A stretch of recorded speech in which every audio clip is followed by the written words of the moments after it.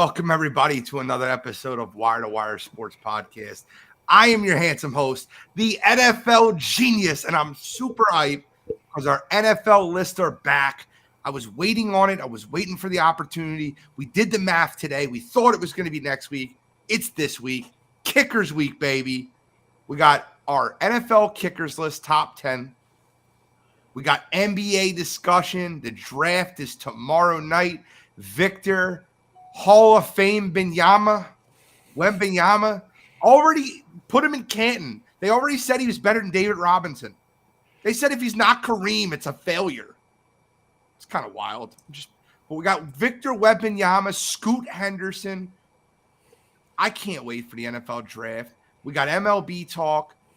Listen, there's a kid on the Cincinnati. How about the Cincinnati Reds, Charlie? Before I interview, how about the Cincinnati Reds? Ellie, that kid is fire. We're going to talk electric. About electric. NBA trade talk also. We got a lot to get into this week. In my upper left corner, I got Kent State's own, Cleveland's own, College Cottrell. What's going on, man? I'm feeling good. It's about to be a good show. I feel like it's going to be a great show. In the upper right corner, I got Scholastic Shally, Uncle Shally, Bill Shallcross. What's up, brother? What's going on, boys? How you feeling? Good. All right, so how good is good? That was all the goods.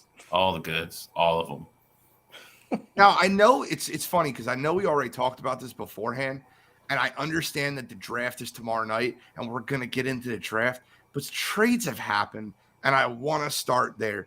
NBA trade talk, Bradley Beal to the Phoenix Suns in exchange for Chris Paul, who's probably going to get bought out. And I said this last week when we talked about Bradley Beal. I said, you'll be surprised for how cheap he goes. They just want to dump the contract. And that's exactly what they did. Chris Paul was about to be waived. They're like, hold on. Let's dump that contract, get him for Bradley Beal. Chris Paul had a lot to say about that, by the way. He said that Isaiah Thomas had a lot to do with it, which is a little bit of beef, a little drama. We'll talk about that. But first things first, how do you feel like the fit for Bradley Beal is on the Phoenix Suns? I'll start with you, Cottrell. So this trade kind of puzzled me a little bit. You know, I think we realized this past season, you know, it would have been nice for Phoenix to have Chris Paul at their disposal in the playoffs. You know, Kevin Durant and Devin Booker couldn't do it all by themselves. But honestly, it seemed like the biggest kryptonite for the Phoenix Suns had been their lack of depth. And making a move to get Bradley Beal, yeah, it's nice that you're getting that kind of talent back. But one, you don't have anybody to run your offense. Devin Booker is not going to run your offense. Bradley Beal is not going to run your offense. And two, you still lack depth. And, you know, the only way I really see this working out is if they can find a way to get rid of DeAndre Ayton and just get good depth pieces back. I saw one of the things mentioned, thrown kind of out there, would be a Mitchell Robinson and Josh Hart deal for DeAndre Ayton. And I think that'd make a lot of sense for them. But until Phoenix recoups their assets from the Kevin Durant deal and builds that bench back up, or even just get a point guard in general to run this offense, this deal doesn't make too much sense to me. So that's just kind of where I'm at right now. It's funny you say that because I looked at the trade and immediately said to myself, well, who's going to run the offense? You have three of the best ISO players in basketball, guys that can break you down one-on-one. But, like, I have a new nickname for Julius Randle because when I watch Knicks basketball, I think his nickname should be Velcro because every time the ball gets passed to him, it gets stuck there and there's nowhere it goes. This Phoenix Suns offense is going to look like we're playing one-on-one ball, breaking people down off the dribble. That's not efficient offense. Now, granted, you have three of the best one-on-one players in the league.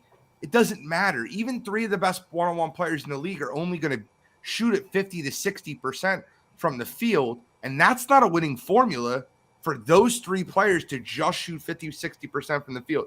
And they're not always going to be on the court. Depth is a huge issue for that team as a whole. And I don't see anybody on that team that will make other players better, that will make DeAndre Ayton better or Kogi better. I just don't see where it makes them better. Now, granted, I've seen that same thing. Colin Coward brought that up. The DeAndre Ayton for Mitchell Robinson and Josh Hart. That would be my first phone call. You need a rim protector, a tough guy that doesn't need the basketball like Mitchell Robinson, and a guy that's going to play defense. I would be more excited with the wing. I know they're not going to be able to pull it off for like RJ Barrett, but the point being is I would be more excited for him to get another forward in there, essentially. A forward that can stretch the court. They need a 4 and a 5. They basically are commanding a 1-2-3, but I watched that offense when Devin Booker ran it throughout the playoffs. And they can score, but it gets really sticky. It gets really drive and make a play, drive and dish, make them double. Shally, do you see anything different than me and Cottrell see? Do you think that Bradley Beal could be a good fit for the Phoenix Suns? No, I mean, I see exactly what you guys both do. I mean, I think that, again, when the trade was announced, it was kind of a shock value thing because, obviously Bradley Beal's a big name. I just don't understand the fit of it. Like you just pointed out, when Chris Paul was on the court and Devin Booker was running the offense, yeah, they can play ISO ball and they can play, dish and dive and all that stuff. But you now don't have CP3. Devin Booker cannot be your full-time point guard. And you still have 3 guys that want to shoot the ball 25 times a night.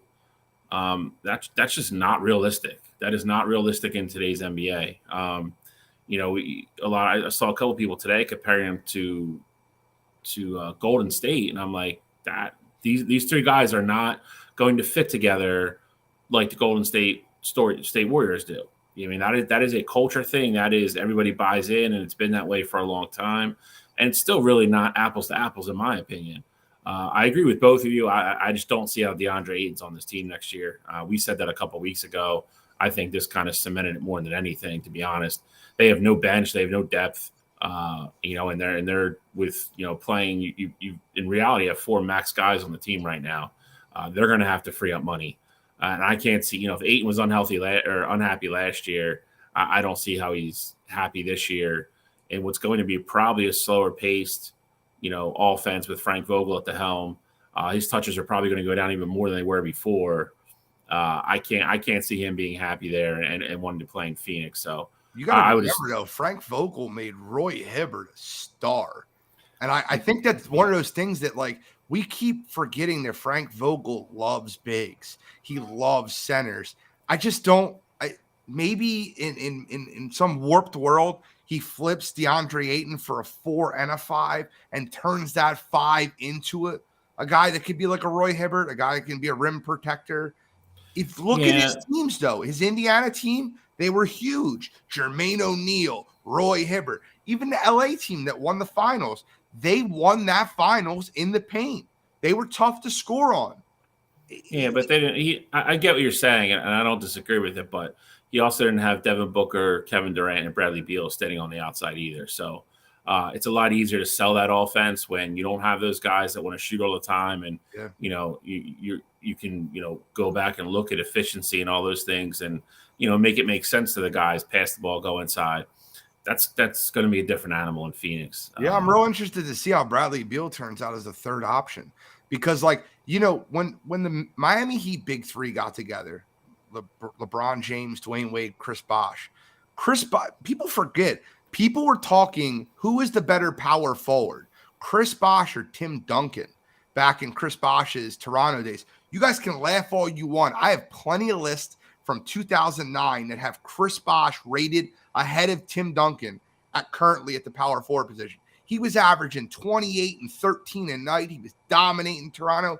He went to Miami to become a bona fide third option and a corner 3-point shooter. That's what he did. And it's got to work, and you have to have 3 guys that will let it work. Now, Kevin Durant will let it work. I think Kevin Durant personally is too passive.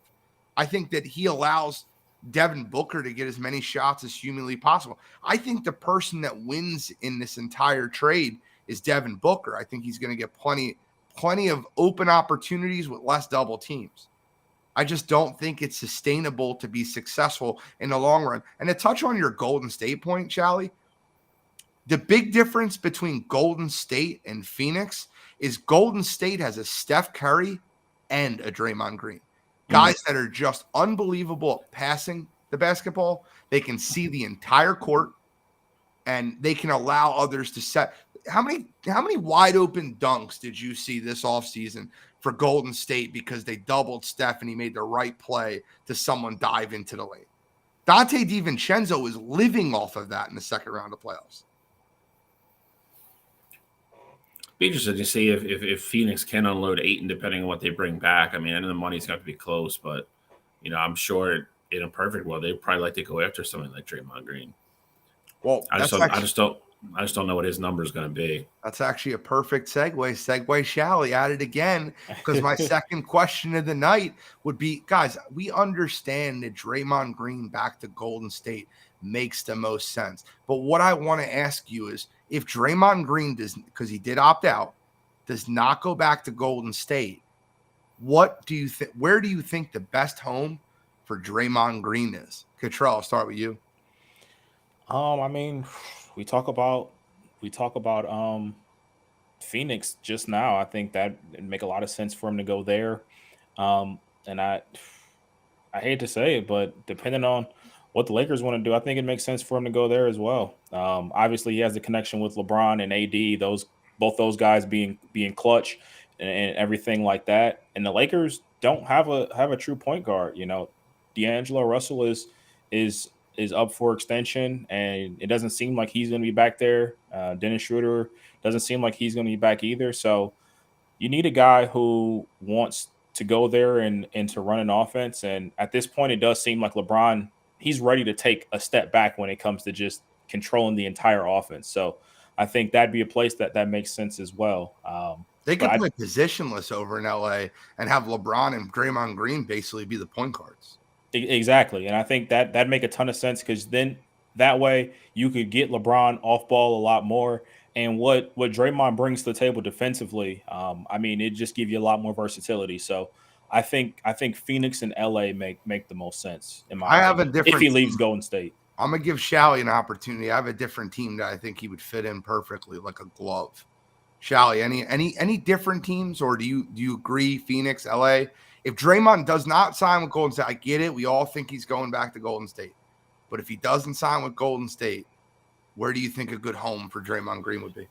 I heard a couple today that were kind of intriguing. Obviously, Phoenix. I don't disagree with Cottrell. I could see him in LA. I could see that making it work.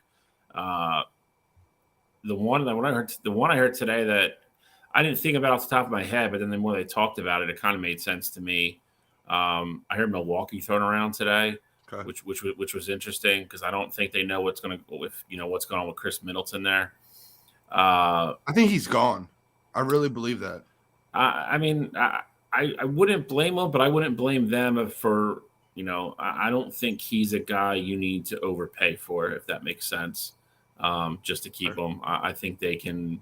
I think there's other avenues for them to go out and make that team better. I don't think they're pigeonholed with Chris Middleton. That was the most intriguing one that I heard. I don't know. You're leaving the door open for me, and that's fine. I have one that no one's been talking about. And I talked about this the other morning on Coffee and Sports with Sports Empire Network, and I'll talk about it here.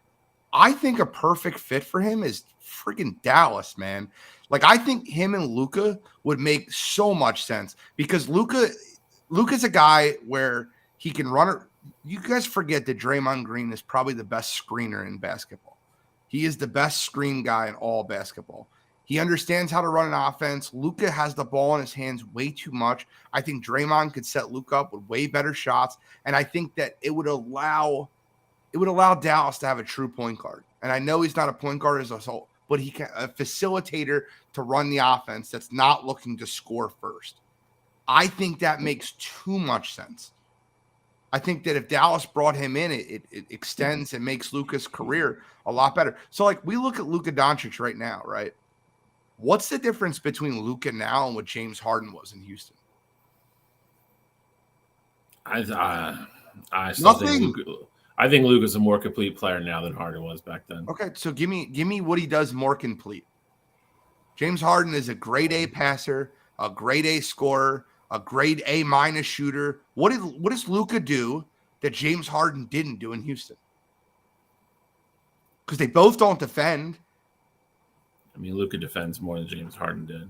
I disagree. I mean, again, it's nothing. It's nothing to write home about. Correct. Either way. I mean, I do think Luka is the better player.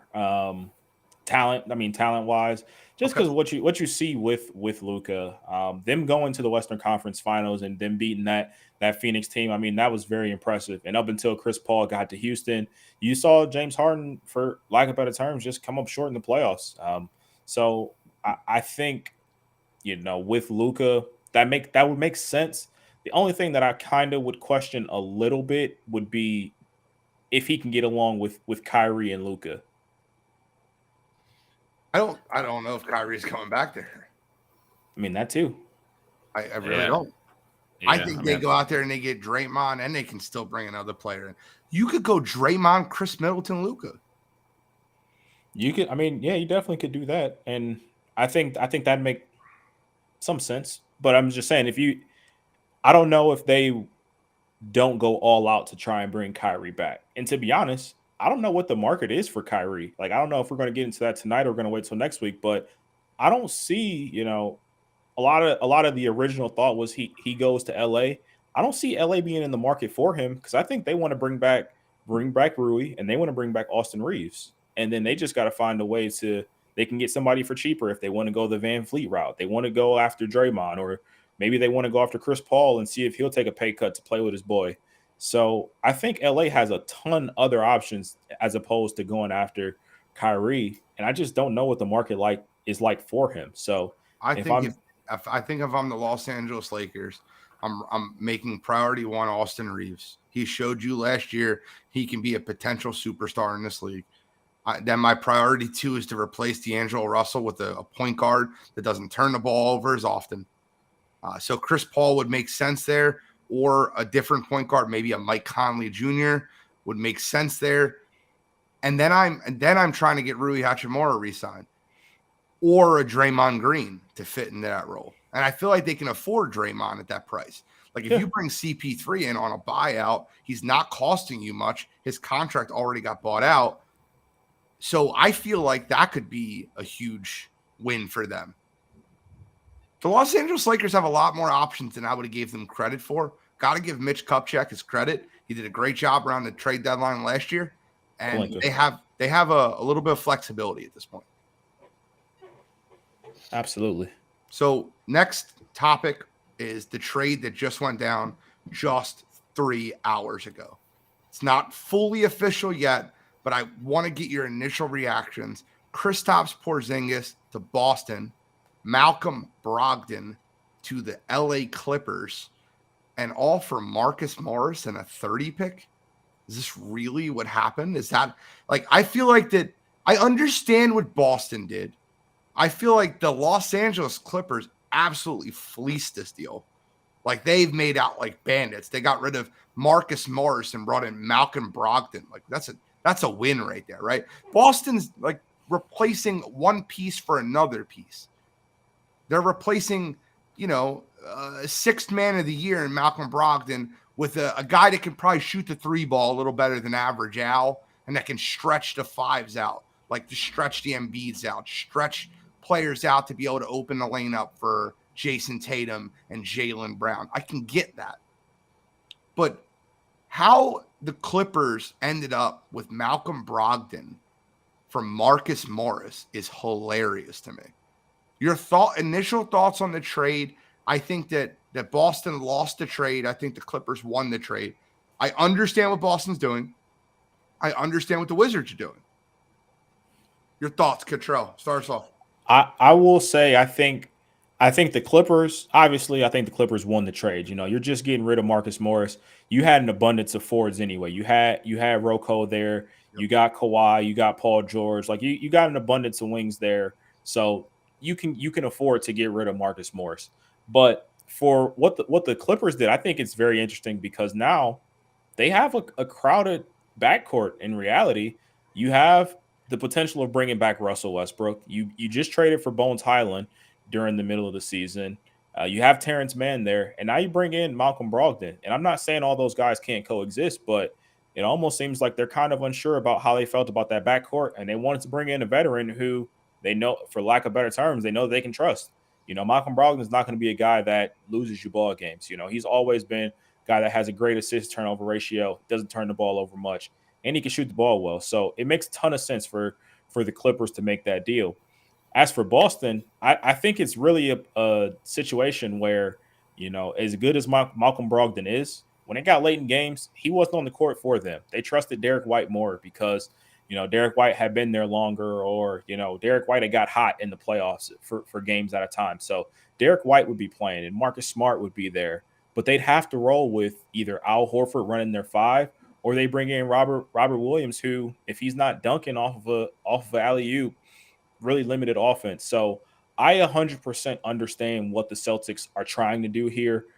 They got a lot of guards. It seems like Marcus Smart is their guy for whatever reason. So you get a guy who you trust a little bit more down the stretch, and you don't have deficiencies in Al Horford and Robert Williams, and you get a guy that can kind of play both sides of the ball. So I get it from Boston's standpoint as well. Shao, what are your thoughts on it? I don't really get it from Boston's standpoint. I think that if you're choosing Derek White over Malcolm Brogdon, that's a mistake. And I think that Kristaps Porzingis does not play the defense Average Al does. You're not going to play Average Al and Kristaps together. You're essentially making this move to play a lineup of Robert Williams, Kristaps Porzingis, Jaylen Brown, Jason Tatum, Marcus Smart, with Derek White being your sixth man.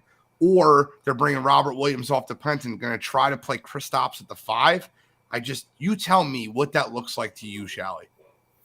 I think that's the interesting question I have, if he's going to play the 4 or the 5. I actually lean a little bit towards what you said at the end. I think they're going to play the 5. They're going to put Williams the 4, run with Tatum and Brown on the wings, and Marcus Smart as your point guard.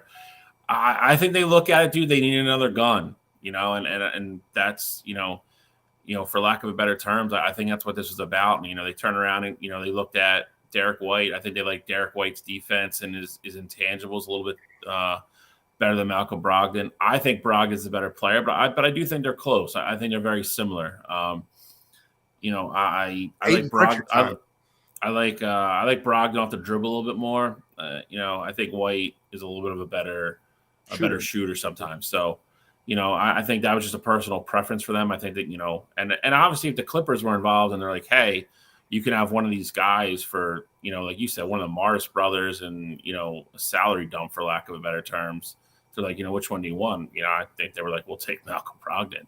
And that was, that's what came from there. And I think Boston's looking to add another name. I think maybe they think, in a weird way, maybe that helps them retain Jaylen Brown as well, helps him towards re-signing and wanting to stay, that they're trying to get better. They're not being, for lack of a better term, lackadaisical or, sitting on their hands. But, and like you said, Washington, we understand Washington. They're dumping salary. They're just going to completely blow it up and try to rebuild it. So, I get it. I'm not saying I agree with it. If I was a Celtics fan, I don't know how happy I would be right now. Everybody keeps talking about he had a career year last year. That was coming off of, he really didn't play basketball for 2 years. So he's not the most durable guy in the world at all. And there's some bigs in the East that he's going to bang with a lot. So I'll be curious to see how his durability is and how long he holds up. But it's gonna be interesting to see how they work him in and make him fit.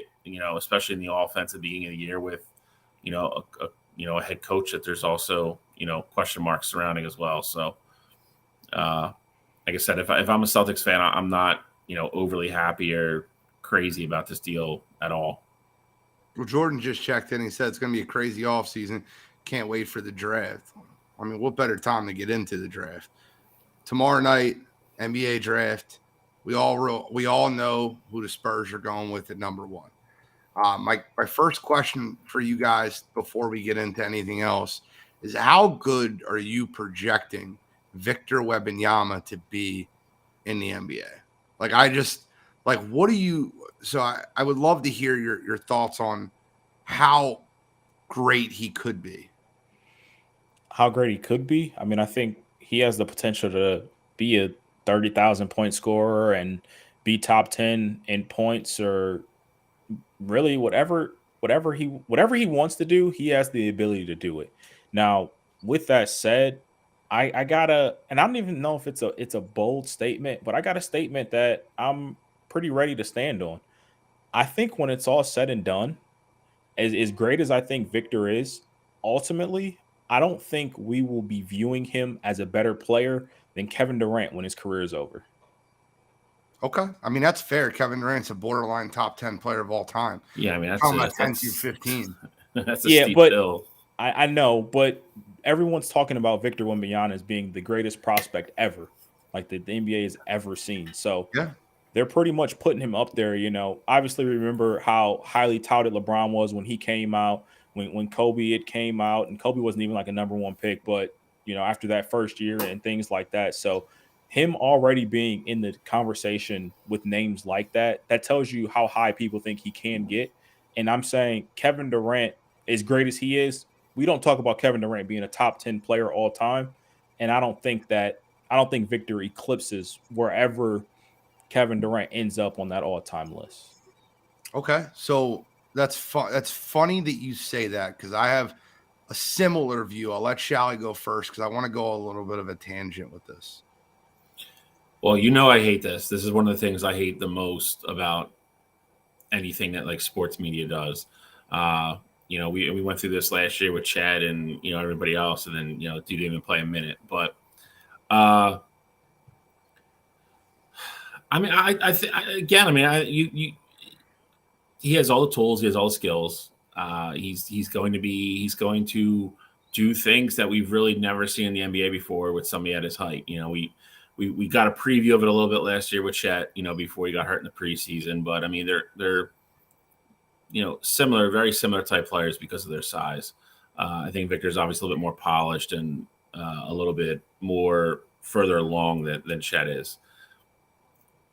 Do I want to say he's gonna be top 10? Like, I mean, that's crazy. I'm not saying he couldn't end up there, but like, we're gonna sit here and say before he's played a second in the NBA, he's gonna be top 10. I kind of agree with Cottrell. I mean, I think if you want to compare him to somebody like Durant or somebody like that, like to Gene's point, I think when it's all said and done, Durant's probably on that borderline of top 10. He's probably between 10 and 15 somewhere. Or am I saying that the kid's gonna be better than him? Like that's a really steep hill to climb when you really look at what Kevin Durant's done in his career. I'll say he's great. I'd say he's probably better than 50-50 to definitely make the Hall of Fame and be that type of player if he can stay healthy. I'm not saying he's top 10. I'm not saying any of that stuff. I just, not that I don't think he can do it or I doubt him or I think he's a bust or anything like that, because I don't. But it's no different than anything else. I got to see him play against NBA competition and see where we're at. It's funny you say that, right? I think Victor is going to be one of the greatest talents we ever watched play the game of basketball. I think his talent is going to surpass anything that we can even dream of when it comes to going on a basketball court. Just his talent. Just hear me out. Let me get through a full point on this, because I know that comes off as insanity, right? I think Victor Wembanyama will have multiple quadruple doubles in his career, which has only been done 5 times in NBA history. Okay, I think he'll have multiple of those. I think he's going to put up stat sheets that we haven't seen or have never expected for a good portion of his career. That being said, I don't think a 7'3" guy, 7'4" guy with that frame has longevity or has the ability to take a beating through an 82-game season year in and year out. I think you're often going to see Victor Wembanyama on the injury list. Load management's going to be a huge thing. I will not be shocked if he has foot injuries, just like Chet Holmgren just did. Liz Frank injuries, things of that nature. It happened to Yao Ming throughout his whole career. Yao Ming was bigger sized. Victor is just too. You look at Kevin Durant, what happened to his knees and his Achilles during the middle of his career, you basically got cut short of what could have been a top 5 career of all time with Kevin Durant because of injuries. Like, let's not lie to ourselves. I think Victor's talent will be right up there with LeBron James. But I think that overall, when his career's over, you'll be looking at him a lot more like a Moses Malone in that 10 to 20 range of all time, even lower maybe, because I don't think he projects to be, I'm just giving you my personal opinion. I don't think he projects to have the longevity that a Kareem had or even a Shaq had. You know, Shaq came in the league and just took the league by storm, and he was a big body guy. I think he's too thin, too frail, and all this talk about him bringing the ball up and his abilities of a point guard. The French league and the NBA are a huge difference. I promise you right now, he will not be tiptoeing around guards in the NBA. Jaylen Brown and Jason Tatum and a lot of these athletic wings are just going to pluck that ball right from him. It's not going to take much. And I don't think his body is big enough to be able to back players like that down. I think that Victor will be great. I do. I think he'll be a Hall of Famer. I think he'll be a perennial All-Star. And I think he's deservedly so going to be the, no doubt about it, number 1 pick tonight. But I don't see him having a top 10 NBA career. They say he's the most touted prospect ever or since LeBron James. And I think that Victor will end up being in that 12 to 25 range, which is not Magic, which is not LeBron, which is not Kobe. It's a shade below Kevin Durant. Thoughts on that? Any comments? I mean, I 100% agree. I think the big thing, and I said it a couple weeks ago when we had brought up Wemby for a little bit. I think his body makeup, it's not built to last. And if you don't have a body that's made to last, you're not going to be on the top 10 all time list. Like it's just not going to be the case. You have so many guys who've played for a long time and have been able to sustain that success for a long time. So I'm 100% with you there. I think the big thing with Wemby too is that once he does like pick up some miles on his body, once he's 28, 29, he's going to have to adapt his game because he's not going to be able to play the same as he did when he was, 18, 19, 20 years old. So him having that size, it'll be interesting to see how he adapts. Most of the greats, they find a way to still be productive, when they're older. Wemby is going to be in a unique spot because his game is going to have to change drastically. Obviously he won't want to turn into just a spot up shooter, but if his body kind of dictate that, we'll have to see if that's just something that he'll be able to do. So I 100% agree with everything you said. Okay. Well, it's good that, good that Control's agreeing with me. I normally know I'm on the right path. So before we get into everything else in the draft, let's talk about the next 2 picks, Scoot Henderson and Brandon Miller. What I'd love you guys to do is to give me some type of NBA comps to what you see when you look at Scoot and when you look at Brandon Miller. I have 2, right? I've already talked about this on a previous show. I'll start because I didn't fully prep you guys on this one. I know you guys already know about the draft as a whole, but when I see Scoot Henderson, what I see is a little bit more polished and a better shooting version of what Russell Westbrook is today. I see a high energy guy that is ultra athletic, ultra competitive, that can get to the lane, explodes at the basket. I think he's a decent shooter. He's not a great shooter, but his shot will be better than what Russell Westbrook's was. Maybe beginning of career, Russ, before whatever he did to screw up his shot. I don't know what happened, but I see a Russell Westbrook type player. When I look at Brandon Miller, I've seen all comps up and down the board, but the only one that could really resonate to me is Paul George. I think Brandon Miller reminds me so much of Paul George. The size, the athleticism, be able to play the 2 and the 3. He can shoot the basketball. He can get to the lane. I think he plays decent defense. You see that in college at Alabama. I think those 2 players are good comps. I'm sure Cottrell will have a better one, but let's hear it. Cottrell, what comps do you give the next 2 picks off the board?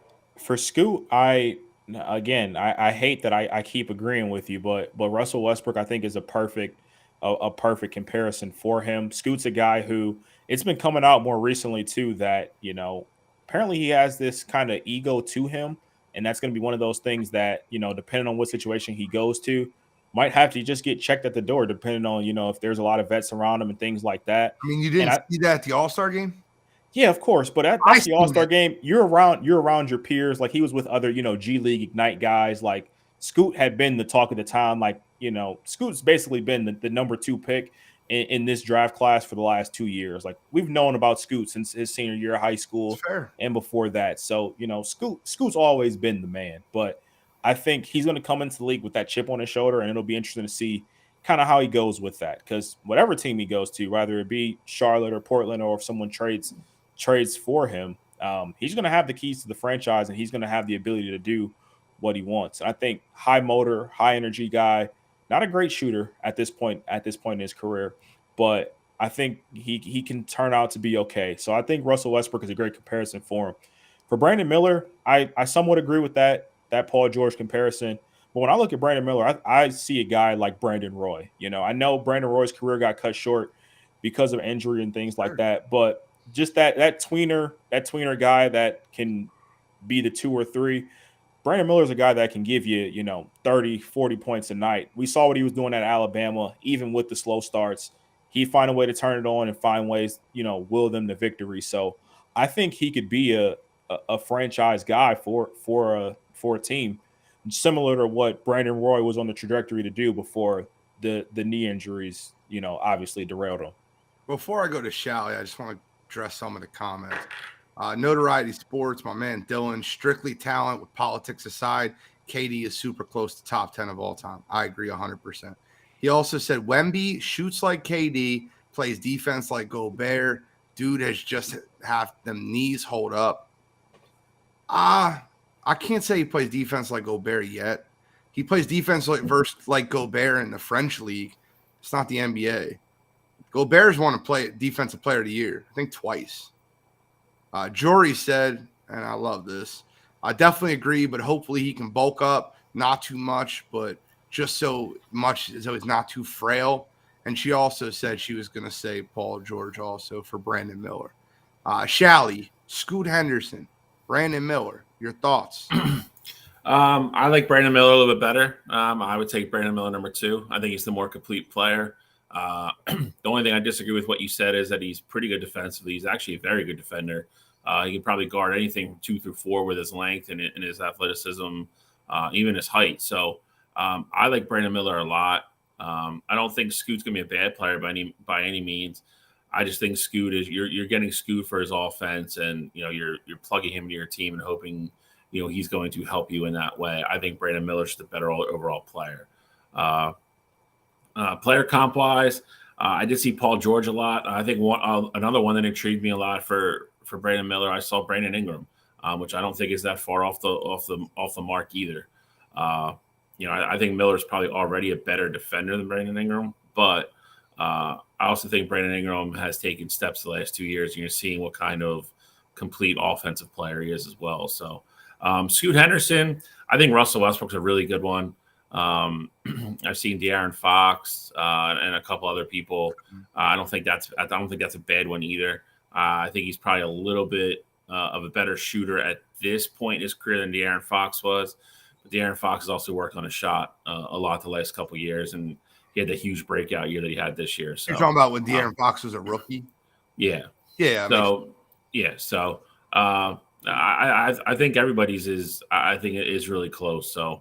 I think it's gonna be a good draft. I mean, I think if you're picking in the top 3, I think if you're getting any one of the 3 of them, I think you're in good shape. I mean, obviously Vickers going to go number 1, but I don't think Charlotte could go wrong with either one of them. I think Brandon Miller's a better fit for that team with what they already have in place and what they want to do, where they need to get better. I think it's really dependent, if I'm being honest with you. If you keep LaMelo Ball and you want to continue to build around him, I think Brandon Miller's the perfect fit for them. If you're planning on moving on from LaMelo Ball, I think that Scoot Henderson would be the move for them. I just don't know why you would move on from LaMelo. I mean, I don't know if they have a choice. What do you When mean? you ruin a kid's career for the first 3 years of his career by playing in Charlotte with no talent, you completely tear that thing apart. I don't think you have LaMelo Ball might tell you at the end of next year, I'm gone. Yeah, but I also think, the way the NBA is set up, I mean, you're going to find players, especially right after their rookie deal, you'll be hard pressed to find them turn down that extension just because LaMelo, he's been an all-star at this point. Like, I'm sure he's going to be eligible, depending on how the season goes, he's going to be eligible for that super max deal. And you won't have guys turn that down. So I think Charlotte at least has 2, maybe 3 years of LaMelo before they really get put in a sticky situation where they have to trade them. Well, I got 2 more draft questions about the top 3, and then I'm going to get you guys a question outside of it. So the first one is Victor Wembanyama going to San Antonio with Greg Popovich. A lot of people are talking about how great of a fit that is, how well he'll develop under Pop. This is just a question for you guys, and I'm not saying I disagree with that statement. I think that it could be a match made in heaven, but Pop has had a real issue with superstars over the last 15 years. Tim Duncan really was the only superstar that he ended up managing well. He had issues with Kawhi. The issues that he had with DeMar DeRozan when DeMar was there. There's been a lot of issues that turn up with the best player on the team, right? He ended up shipping out, in my opinion, DeJounte Murray, which was a future because attitude concerns or whatever that may be. Pop has had an issue with star players.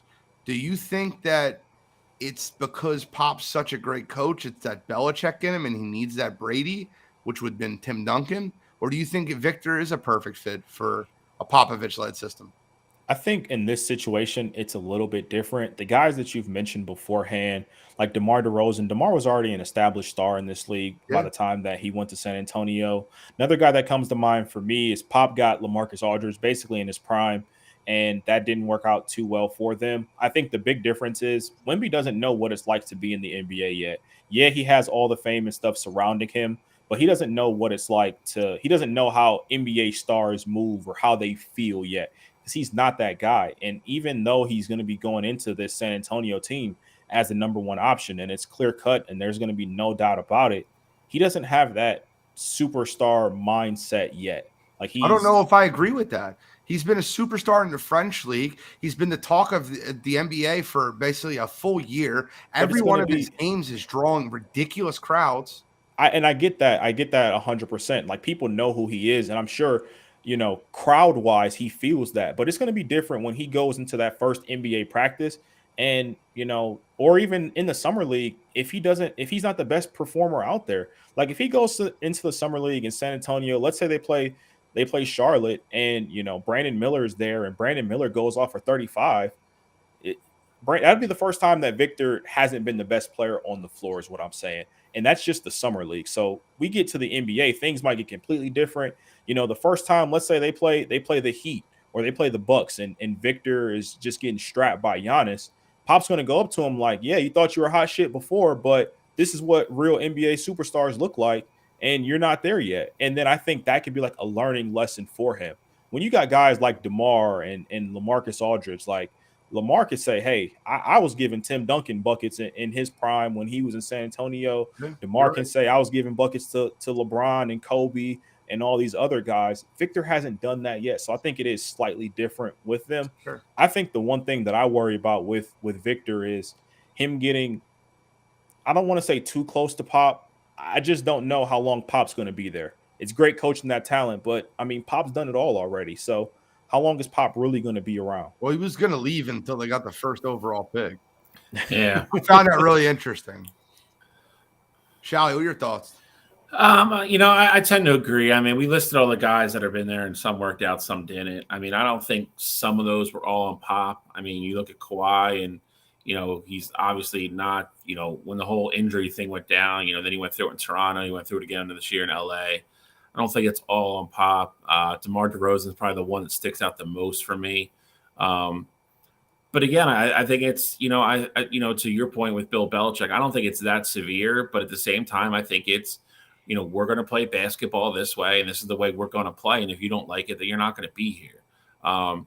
I think the one thing with Victor is with all his fanfare and all his fame and that he has, already, I haven't seen any example of, an ego or anything like that. And I think as long as he goes into, the NBA with open eyes like that, and an open mind, and learns the game, then I think he's going to one of, if not, the best coaches of this generation. So it's. I'm not saying it's gonna be a perfect fit, but if I had to bet money, I would say it's going to be a good fit versus not going to be. That's a real interesting comment. This is why I want to see CP3 go to San Antonio. CP3 and Pop could be amazing for Wemby's development. I don't think CP3 really wants to be a part of someone's development at this point. I think he's ring tracing, but that would be fun to watch. CP3 with Pop and then Wemby. It would be, but I mean, you look at all the the years they won championships. They had Tim Duncan and they had Tony Parker, who was a very not me first type of guy. Ginobili coming off the bench, and they had other role players there, and younger superstars, and they played the right way and they won. I mean, it's he's you already said it, like this is going to be like his next version. He's going to try to make this guy his next Tim Duncan. I agree CP3 is not going to go there, because I think if we're being 100% honest with ourselves, he has this year, maybe next year if he gets through this year, healthy, and that's a huge if at this point. I think he's going to go somewhere where he thinks he can, possibly win that ring and cap off his career. I wish he would have retired. He's done, in my opinion. I love him. You guys know how big of a CP3 fan I am, but he's done. I've said this in the middle of this year. I said it after the year they lost the championship. The next year, I was like, this is his last year. And it's been now 2 years since then. I just feel like that his body is just completely shutting down on him. He didn't take care of himself the way LeBron did. I'm sure he did, but like LeBron put $1 million a year into his body. But let me get off there. Genetic freak too. I mean, that's a hard comparison for anybody, if I'm being honest. I will say too, the one thing with CP3 that I think kind of gives him a little bit of hope. We've said Kyle Lowry's been done for the past 2-3 years, and just randomly, Kyle Lowry with the Miami Heat, he'll have 1 or 2 games or 3 games where he's just a big impact for them. So I think as long as CP3 can stay healthy, and again, that's just a big if, he could still be a contributor to a team has championship aspirations. And I think Kyle Lowry kind of laid the blueprint of, hey, my body's breaking down and I'm not as skilled as I used to be, but I can find a way to still be somewhat productive. He's got to make sure he's okay with coming off the bench like Kyle Lowry did. And I don't know if Chris Paul's that type of guy. Second question on the top 3, and then we'll get into something else in the draft, is do you think there's any chance that Brandon Miller and Scoot Henderson don't go 2-3? And if there is anybody that could challenge for the 3rd pick or the 2nd pick, who would it be? I don't, it's funny. I was actually having this conversation yesterday in the office that the NBA draft is one of the nights where I don't like the access to information that all these people have now. I liked when I was younger being able to turn it on and not having a freaking clue who was going to get picked. Like that was. Well, I got news for you, Shally. I'm telling you right now. I'm telling you, the answer is I don't think it's. I think if the trade doesn't happen and Brandon Miller goes 2, I don't think Scoot Henderson goes 3. I agree 100%. Because Dame Lillard has already said he doesn't want Scoot there. Dame also apparently officially requested, a trade today too. So, I mean, at that point, then if you're getting, if in the back of your mind that you're trading Dame, he's kind of a logical person to pick to replace Dame Lillard and build around. Agreed. So, but I'm saying if Dame's still on that team, and if they don't make a trade for Dame and they don't trade that 3rd overall pick, I'm telling you right now, number 3 is going to be really interesting if Brandon Miller goes 2. I don't disagree with you, but I think it's also, if he really just requested the trade today, the odds of him getting traded by the draft tomorrow night are slim and none. So I think it's the opposite, Shally. I don't think he requested the trade today. Woj reported that he's basically rescinded anything. Like he basically told Portland, don't trade me. I want to stay here. So I don't think Portland will be shopping Dame anymore, because it said that they're no longer receiving phone calls or taking phone calls about Dame. So I think there's a high probability that if Charlotte doesn't take if they don't take Scoot, I really think Scoot could possibly fall to 4. And I think the people that would be on the table for the Blazers would be either a Min or a Sir Thompson. I mean, you would want a athletic wing in both those guys, same height, depending on who you like more. Um, they're going to be a wing complement to the Blazers team. And I think that's really what, I mean, they're missing a lot, but I think it would make more sense to go that route as opposed to drafting another guard who probably would struggle playing next to Dame, because Dame's going to be the primary ball handler on that team. I personally believe if Dame Lillard isn't moved and Brandon Miller goes 2, Scoot doesn't go 3. And I got news for you. I don't think they go to Min or Sir Thompson at 3. I think Cam Whitmore might surprise a lot of people and be the 3 that goes to Portland if Dame Lillard. I really believe it. Maybe I'm wrong. If it happens tomorrow night, you can clip this and tell me I was right. But I'm going a little off. I think Cam Whitmore might be the guy for Portland at 3. I really I have a weird, sneaky feeling about it. And I've been wrong before. We'll see. I don't mind the pick percent. I just don't know how you pick him 3 at that point. I feel like if somebody's trying to move up, you could trade back and get him. 100%. Well, Cam Whitmore is looked at as the 6th best prospect on the board. He was looked at as 3rd all year. Well, I mean, at 4th all year. I mean, he was looked at as 4th all year. So let's not pretend that 4 is a crazy number for him to go. He's listed as 6. All right. So, Charles, you have a graphic for the whole draft board? Yeah, for the lottery at least. I mean, lotteries. It's the NBA. We only care about the lottery. So, looking at this board, we know 1, 2, and 3, like the top 3 players could be Victor, Brandon, and then Scoot. What team on this board makes sense for a player in this draft? Like 4 through 14, what is the best fit for a team 4 through 14 that you can see in this draft?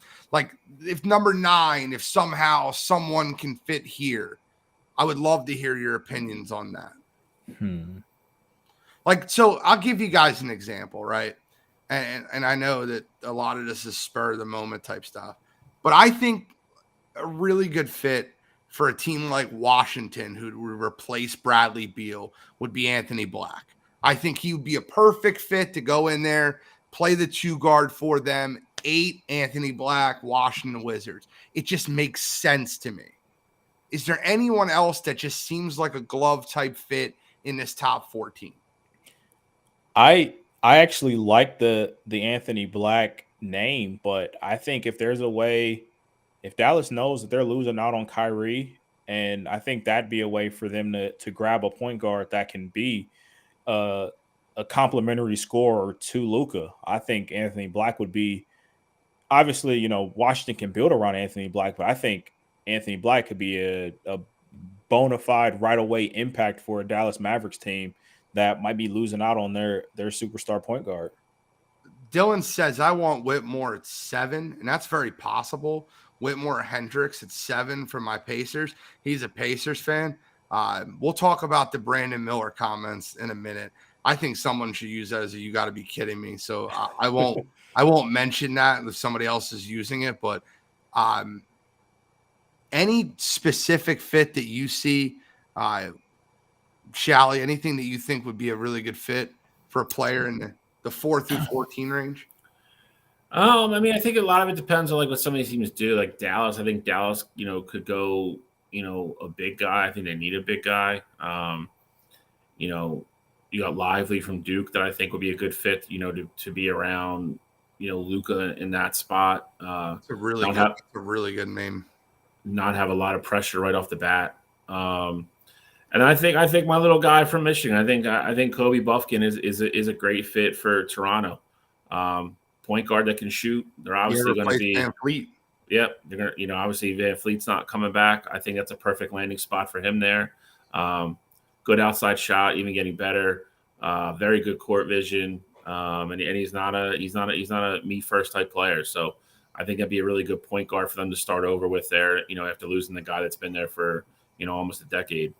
See, I think the problem for me with this draft is outside of, I say, the top 5, maybe 6, there's that like 6 to 18 to 20 range. There's not a lot of players that I love, but in this class, I think if I'm in that range, like if I'm in the back half of the lottery here, or even in that 15 to 20 range, I'm reaching for guys who are rated outside the top 20 because I think there's a lot of talent there. And I think, it's obviously you're going to have to, it's going to be real high risk, high reward kind of thing. But there's guys that I like more outside of the top 20 than, from that 6 to 20 range. I think there's two guys that are listed 14, 15 that would be, I think, could be NBA stars. I really believe that. Nick Smith Jr., you guys know I've been on him from Arkansas, and I think Cason Wallace from Kentucky can be NBA starters. I really believe that. And good starters, but the one person, and I'm not going to lie to you guys, I haven't seen that much film on him. I'm not going to pretend, but he's been wowing people at the combine and all these workouts. What are your thoughts on Bilal?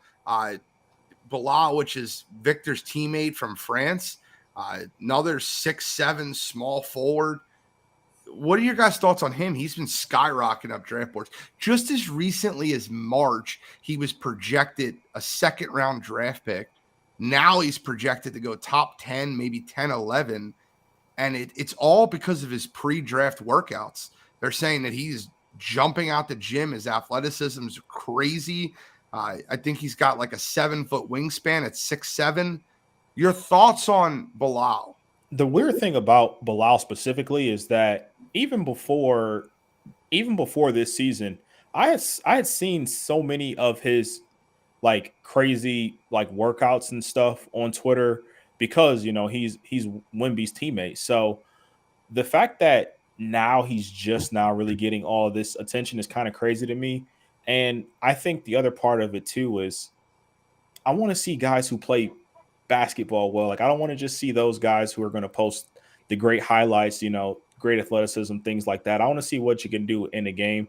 So I think for what he is, the game is moving towards, wings are kings. So I think if you can get a guy like that, I'm not reaching for him. I'll say that if I'm in the top 10, I'm not drafting him. But I think if he goes to the right team, I think he could be a good fit for a team. But I don't love him just because of combines. Like I've seen, Metropolitan 92 play, and he doesn't do anything that I'm like, hey, that guy can be a cornerstone for my franchise. Any player that you want to highlight that might not be on anyone's radar that you want to talk about, and you're not, so I'll just let you know, Cottrell, you're not allowed to use Bryce Sensabaugh. You can't use them. You can pick anyone else you want. Any player you'd like to highlight that is not on, that we haven't talked about, that you think could be a very good pro? Yeah, I got a few. I think Amari Bailey, I would have liked him. He's a point guard coming out of UCLA. Would have liked him to see him go back to school for another year. But I think he's super talented. He went to Sierra Canyon, and he was a highly touted prospect coming out of high school. And I think if he goes to a team, he's going to go to a team outside of the lottery. So he's going to a playoff team. I think he could be a really good piece for that team. The other name that I definitely want to mention is Trace Jackson Davis out of Indiana. This is a guy who was first team All-American, and I get it. The big question is if his game's going to translate. He was essentially a 6'8" big at Indiana, but I think he has a great feel for the game, and I think he can go to a team and be really special. So those are the two that I really am high on this draft outside of like the lottery. Outside the lottery, Shally, anybody you're really high on that you like? I mean, I didn't do outside the lottery per se. I mean, I just looked at names that, projected to go way further down. I mean, there's a couple interesting ones. Jalen Wilson, who was all everything his last year in college for Kansas. He's not projected to go in like the middle of the second round. I think he has the ability to at least be a very solid starter in the NBA. Can be a good wing for somebody. And then the very interesting name, a guy that we've talked about here on numerous times, with the troubles he's gotten in, or what we thought he was going to be when he was originally going to Memphis. Imani Bates scheduled to go in the second round. He was universally looked at as probably an overall number one pick, just 2.5 short years ago. his troubles with Memphis, then getting in trouble on his own are well documented. Curious to see if anybody takes a flyer on him, see if they can, get that magic back and maybe, have him grow up a little bit and put him in the right system and, see if you get an absolute second round steal out of him. But there's two very interesting names that I'll be looking to see where they end up going. I wanted to respond to Dylan's comment here. He said, thoughts on Grady Dick. Pacers held a private workout with him, and he's a green room attendee, so I'm curious. So all I want you to do, and this is something that I want everyone to do that looks at some of these prospects that are higher up on this list that they have no idea about. I want you to watch his last game versus Arkansas, and I want you to watch how he got abused by the physicality that Arkansas brought on him. He looked absolutely like a fish out of water when someone put a body on him. And it's nothing against the kid. Like, I don't want to sit here and trash him, but like, you can see a lot from a player. You go to LA Fitness, right? Like, you ever go to the gym and play some basketball? You can tell a lot by how someone reacts to physicality and how someone reacts to someone that's in their grill or a more athletic guy that's in their grill. I think Grady Dick is one of the bigger busts in this draft. I think that the most you'll hear his name is on draft night. I'm shocked that he's a green room attendee. I get it. He's projected to be a top 15 pick, and he has that option. But if I'm giving you my overall opinion on him, I think he's soft. I think that, I said this last year about Jabari Smith. I thought Jabari Smith showed me what he was in that NCAA tournament. When the going got tough, Jabari Smith got going.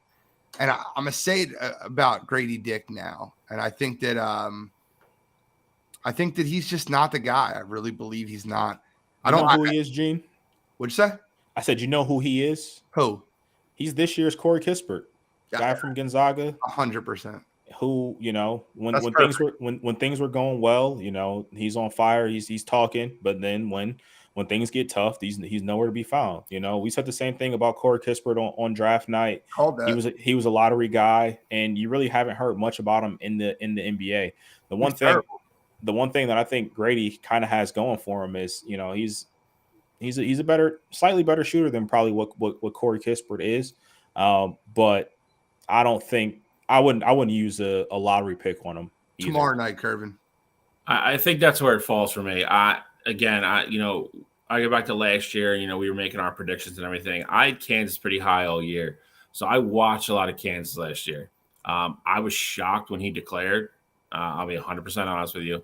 I've easily watched him play 8 to 10 games last year. I was shocked when he declared for the draft. I was shocked when he stayed in the draft. If you're drafting him, I think he has a decent ceiling to be a solid NBA player. I think he's a project. I don't. And to Cottrell nailed it perfectly. I am not taking this kid with a lottery pick. I'm not doing it. You're getting him. He's going to have to bulk up. Gene's not wrong. He doesn't have a really big physical aspect to his game right now, which he's going to have to develop to play in the NBA. He's just not there. He has, all the skills individually. He could shoot. He can play outside for a big. Like he has all that in him. He is not going to be an NBA All-Star type player for at least a few years. So I don't know if I'm wasting a lottery pick on somebody that I know going in is 100% for a project, for lack of a better term. I will say too, I did want to double down on what Shally said. Amani Bates is a great name to bring up because I think Amani Bates his ceiling is so high. Like I think his ceiling has superstar ability, but it's just the reality of, is he going to be bought in? Is he going to go to the right system? Is he going to be that guy to do the little things first? Because wherever he goes, he's going to be coming off the bench. So is he going to embrace that, or is he going to just pout and kind of get flushed out of the rotation and go from there? But Amani Bates has the talent to be a superstar in the NBA. So it will be interesting. And I think that's a great name. And if I'm in that back half of the first round, and I'm a team that was in the playoffs last year, I'm going to see, I draft Amani Bates earlier than his second round projection. I think a guy that's going outside the lottery that could be really good is Iowa's Chris Murray. I think that, he's 6'8", he's improved both years. The last 2 years he's improved. in college, and he has the length, he has the size, he has everything that you want. He has the attitude. He constantly improved at Iowa. I think he could be a guy that becomes you look at him in a few years and you're like, that was one of the steals of the draft in that mid-20s range. And he's going to go to a good team. I really believe that. I think that he could be an instant impact player in the next few years. A lot of people think he might end up in Sacramento with his brother. So I was going to say, I think that might be the one thing that kind of, I don't want to say goes against him, because I think he gets drafted higher because of how well Keegan did this past year. It's fair. I don't think it goes against him. If I was him, I'd want to get drafted in that 20 to 29 range. The difference That's what I'm saying. 15 to 20 from 20 to 25 is not much. Yeah, no, I'd rather go to a better team at that point. I'd rather be in, let's say, for just argument's sake, I'd rather be in Memphis than, let's say, be in Toronto. Any final situation like that? Any final thoughts on the draft before tomorrow night? I'm just going to Grady Dick Fitzwell and OKC. I actually slightly disagree with that. You got to remember you're going to get Chet Holmgren back, and I have no idea how they would play on the court at the same time. I just don't. He comes off so soft, and that's not like. So you're going to tell me you have a lineup with Chet Holmgren, Grady Dick, and SGA, Josh Giddey. I just feel like that's like a team that will physically get pounded. That sounded. I don't disagree with you. You said disagree with you there. So I think the one other name that we haven't mentioned that Gene's been high on, I've been high on in years past, Keontae Johnson. I think he's a baller, and again has to go to a right fit. He's a second round projection, but that's a guy who, again, if I'm late in the first round, I'm thinking, why not try and hit a home run here? I don't want to just sack bunt, get the safe pick. I want to try and hit a home run. And I think Keontae Johnson can be that guy, or he can be a guy that just kind of fizzles out and is never big in the NBA. But I think he has the talent and the ability to be big. So I take a flyer on him as well. Okay. Any final draft conversations before we move on? I think we nailed it pretty well. I think we went over a lot of it. A lot of things I want to talk about as far as MLB. Major League Baseball has, hit summer, and we say this all the time. It's hitting season. It's hitting season, boys. But the things that are really standing out to me, like, let's just start with this one, right? How about the Cincinnati Reds? Cincinnati Reds are on an 11-game win streak right now, led by rookie sensation Elly De La Cruz. This kid is unbelievable to watch. I love everything about him. He claims he's the fastest player in sports. Says he's the fastest guy in the world. I'm not getting that far in there, but he's been fun to watch. Your thoughts on the Cincinnati Reds? I don't think they can keep it up, but they got Jonathan India. They got Elly De La Cruz. They got a lot of guys on that team as a whole that can They do. I mean, they got Joey Bats back yesterday, so hit a home run. Big hit. Home run is his first game back. Listen, I mean, Cincinnati it falls in that category. It's the same as Pittsburgh. That's what they are. They usually have talent. They have decent teams, and then ownership doesn't want to pay for them, and they trade everybody off and they start all over. Joey Votto being the one exception. De La Cruz, he's electric, man. I mean, he's in that same group of like when Acuna came up, Soto, all those guys. Like he's that level player. That's what you're looking at. Tatis Jr. Throw them all, throw them all in a bucket. Like that is what he is. You're looking at one of the absolute future stars of this game. He does everything. He's 5'2", great head on his shoulders, really humble kid, which I love. Except the fact that he's the fastest guy in the world. I mean, that's kind of like whatever, I mean, that's more fun than anything. Yeah. But they got, they're the crazy thing is too, they just lost Green to the DL, their pitcher, but that division's winnable. I mean, we've talked about it. St. Louis has not gotten their act together. There's a lot of rumors coming out from the Cardinals that they're about to blow it up now. Milwaukee. We all know I what just think Milwaukee's. they have no pitching, bro. They lost Nicola Dolo. He's basically done for the year.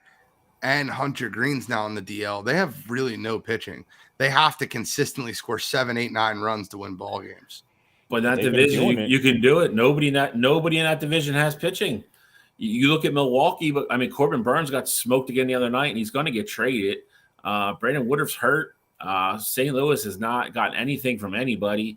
Quintana, Flaherty, go down the list. I mean, Flaherty lost again yesterday. Maybe the Cubs, but the Cubs don't have an offense. So it's that, they would be that. I mean, I think, we looked at like the Pirates hot start and we're like, oh, this would be a really cool story. I think Cincinnati would be just as good a story if they won the division. I think somebody unexpected is coming out of that division, but he is he's legit. I mean, he's everything he was advertised. If you follow baseball or scouting, everybody's talking about him. For last 2-3 years, he's every goddamn thing that he was advertised to be. They call him Ellie Baseball. I'm just kidding. I'm just making that. I think the one thing with this Reds team that's so crazy at this point is obviously last year 100+ loss season, and everyone is quite literally, every Reds fan that I knew in Ohio was begging for their ownership to sell the team and get rid of it, and basically they essentially just start from scratch. It felt like it was disgraceful what the Reds have been doing, and now they're this exciting team that's on this 10-game win streak, and everybody's loving them. And then they brought up Ellie De La Cruz, and now he's been all over everywhere. And we're talking about him being the potential face of baseball soon, just because he's that electric. So it's crazy that the Reds are here at this point in the year. And I think the even crazier part about it is we talk about the Reds, but if you would have told me that the Reds and the Diamondbacks would have been leading their respective divisions at this point in the year, with us almost going into July, I would have looked at you like you had a third eyeball, just because, these weren't teams that we're expecting to be here. You got the Giants and the Dodgers in wild card spots right now. And you're talking about the Reds and the Diamondbacks having home field advantage in the playoffs. That'd be insane. It's funny that you brought the Dodgers up. One of the questions I had for you guys was, are the Dodgers that we knew they were, the Dodgers that we've all become accustomed to running away with that division, is that over? Because they just got swept at their home ballpark by a combined score, I think, of 29-8 by the Giants. I mean, the Giants absolutely beat up on them in their own ballpark. Are the Dodgers, as we know them, done? I say, go ahead. I was going to say, only reason why I'm going to say no is because I feel like every time the Dodgers are going through something like this, they'll make a move at the deadline, and they might go in on the Corbin Burns sweepstakes and be right back where we know that they can be. So okay. I say no, because the Dodgers are always known to have this ace up their sleeve to go get a superstar and change the entire, course of action for the season. So I'm going to go with no. Shally? I think they have enough that they're eventually going to prevail. They're not going to be a 105-win team or anything like that. I also did warn you guys, not that you guys disagree, but I told everybody listening when we did a preview show, they were going to take a step back this year offensively. I said San Diego wins that division. I was wrong there right now so far. Yeah, I mean they're equally as a weird situation going on in San Diego, but I told you the Dodgers were not going to just steamroll people like they did last year. Now, the pitching Rice came out of the gate hot. He's cooled off a little bit. Clayton's actually stayed healthy and pitched well. It sucks they don't have Walker Buehler this year. I'm glad Cottrell mentioned Corbin Burns, because I think that's exactly who they're going to go and get. I don't think anybody saw this coming from Arizona. Arizona had talent, obviously. They're also playing out of their minds right now. And I just hate to say it, but it's kind of like the whole Moneyball thing. Eventually the numbers all play themselves out, and everything gets settled. I don't think Arizona's capable of playing 650 baseball for the rest of the year. I just don't see it. I I think when it's all said and done, the Dodgers will win the division. I do think it's going to be close. I think it'll probably come down to the last week. San Diego's got to get their crap together as well. And San Francisco has kind of come out of nowhere and really thrown a wrench into it. And honestly, the Rockies aren't playing terrible. So, I mean, our you know why they aren't playing terrible? Because the goddamn Guardians just gift wrapped them Nolan Jones, and he's been they did this ball. So man, I'm watching a great argument in our comments between Karam and the East Side Herald. It's hilarious. One's an Astros fan, one's a Rangers fan. They're going at it. Astros are slumping too. They don't look good either. They did have a big win last night though, but they had Framber on the mound. So when you look at the San Diego Padres, and I'm just going through their lineup, Xander's batting 260, Juan Soto's batting 260, and Tatis is batting 291. The rest of their team is severely underperforming hitting. Jake Cronenworth's batting 209. I don't think Jake Cronenworth's batting 209 since the Reagan administration. I think he might have been like 8 and under batting 209. Jake Cronenworth never bats 209. Trent Grisham's batting under 200. The guy was all world in the playoffs last year. He's batting 197. The guy they replaced Tatis with at short was supposed to be their shortstop before they signed Xander was Heo Sim. Kim, who had a great postseason, he's batting 250. Matt Carpenter's batting 180. That team as a whole is just not hitting the baseball, and it's very obvious that I kind of feel for them over there in San Diego, but I do not. But you can't spend that much. You're not going to spend all that money and make me feel bad for it. And then not going to happen. Yeah. Listen, Juan is not being Juan right now.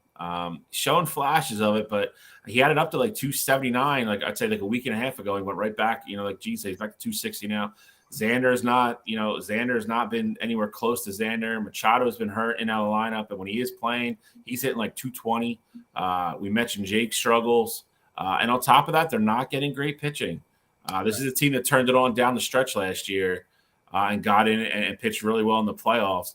They kind of went back to midseason form from last year, and I think with that division being a lot better now, they're in legit trouble now. Like they are. Nobody thought Colorado was going to be close to 500. Nobody thought Arizona was going to be winning the division. And San Francisco, I think everybody had labeled in for, at least 90 losses, and they're not going to do that now. If I told you the just for fun, right? Who's the Padres' best pitcher right now? I know the answer, but it's going to shock some people that are fully casual in the MLB season. I know who it's not, so. It's not you. It's not you. It's not you. It's not Blake. Well, Blake's second. Musgrove's been terrible. Yep. Yeah, it's definitely not Musgrove. That's what I was going to say. It's not. Is it Clevenger? Dude, it's Michael Waka. I am so floored. If you told me at the beginning of the season that Michael Waka would be the best pitcher on the Padres, I would have projected this record also.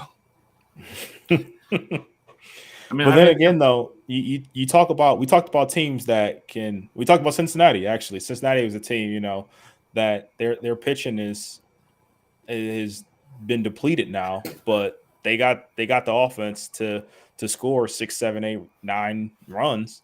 San Diego's supposed to be that team as well. Like when you got Machado and Bogarts and Tatis and Soto, like you're supposed to be able to not rely on pitching. Like if I'm looking at that team, and I get it, pitching is the most important thing when it comes to baseball. But when you have those guys, we saw what the Yankees have been doing, and we've been talking about them needing a pitcher since the show's existence in the first episode. So, I mean, they still need them, but they keep making the playoffs, and they don't look like this. Is what I'm getting at. So, I mean, listen, the AL East is a flip of a coin too, man. I mean, you have a bad week, you can go from second to basement real quick. Don't do this to me because I'm about to ask a question right now. Because one of my questions on my list, I did a lot of questions for MLB. Is the AL East the best division in the history of baseball? The history of baseball. So follow me real quick. Do you guys have any idea what the best winning percentage by a division is ever? No, I don't. Happened 3 years ago. I was gonna say I don't, but I'd imagine it's. it's probably a short list of times where all 5 teams in the division went over 500. So 603 was the best, and it was 2020. It was the pandemic year. But the best division ever win-wise was the AL West in 02 that had a 601 win percentage in a 162-game season, right? That's What the best year? for a 5-team division ever, 2002 AL West. Was that the year the Mariners broke the record? 100%. Okay. So my question would be, right now as it stands, I believe the win percentage average in the division is 596. My question is this the best division we've ever seen? Do you think it's going to get worse or better? They have all 5 teams have a plus run differential. The Red Sox, who are in last place, are 39-35 with a 527 win percentage and a plus 30 run differential. Whereas you look at a division like the NL Central, where every team except one has a minus differential, or a division like the NL Central, AL Central, and the NL Central. Is it the best division we've ever seen? I'm going to go with no, and I'm going to tell you, I think that number is being carried a lot with the hot starts that Tampa Bay and Baltimore both had. Okay. Not that they're backing up dramatically, but they're slowing down. I mean, no team ever is going to play at an 80% win percentage rate. That's just unreal. So, which is where Tampa Bay was for a couple of weeks.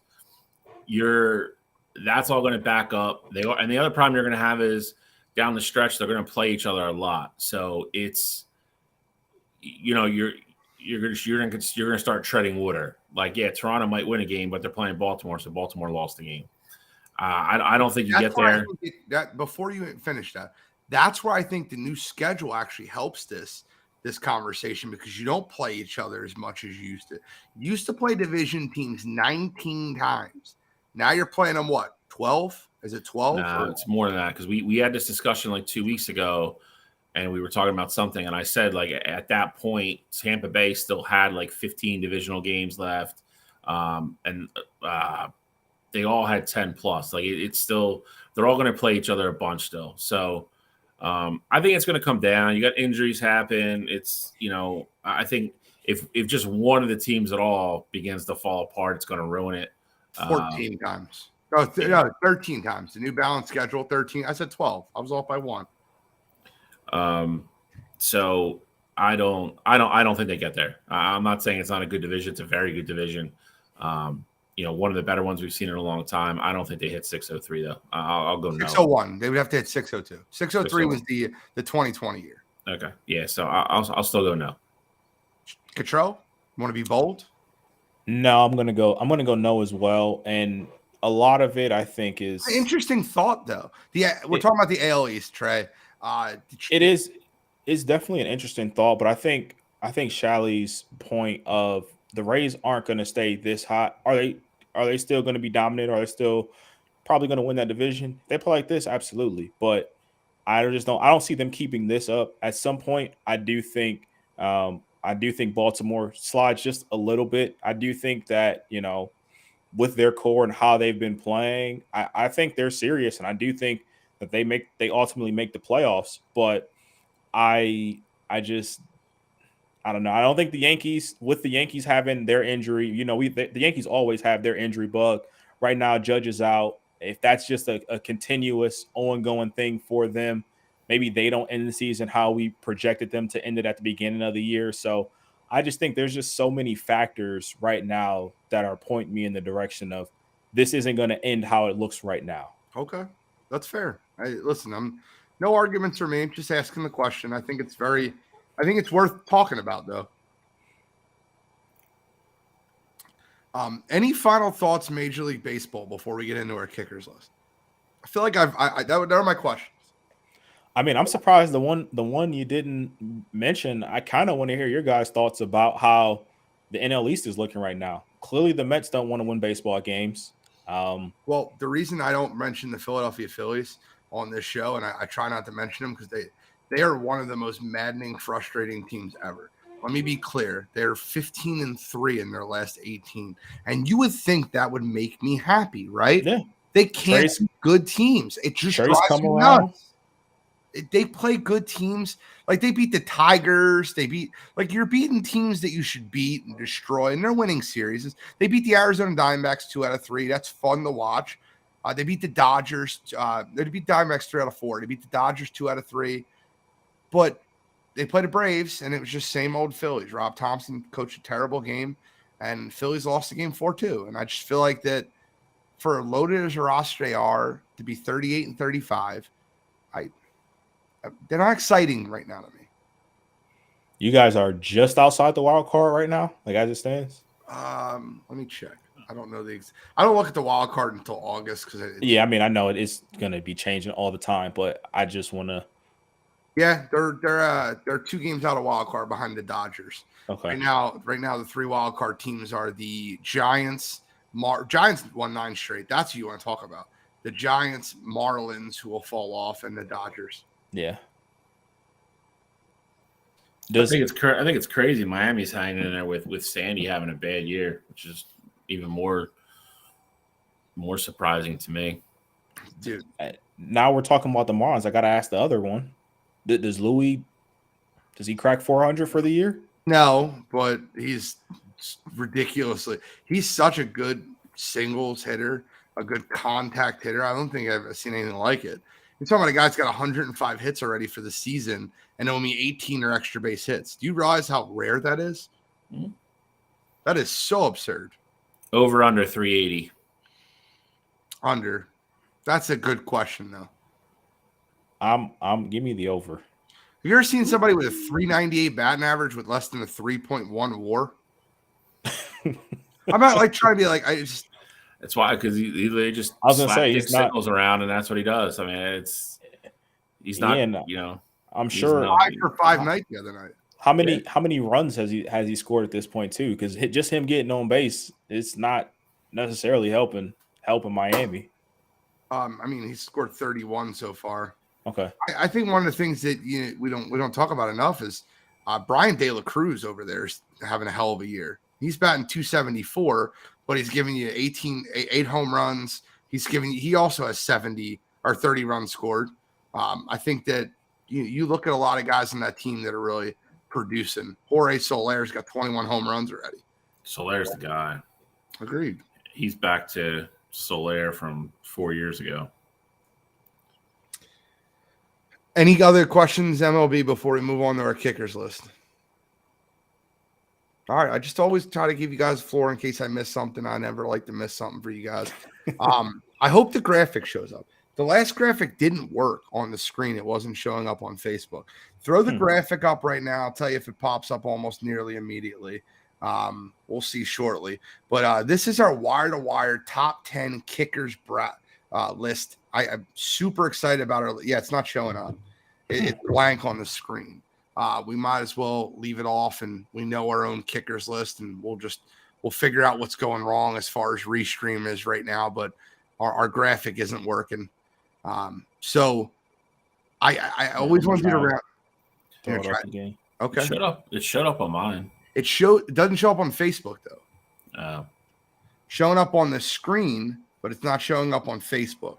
Hopefully it shows up with the restart. There it is. Good job. My God. There you go. All right. So this is our wire-to-wire top 10 NFL kickers.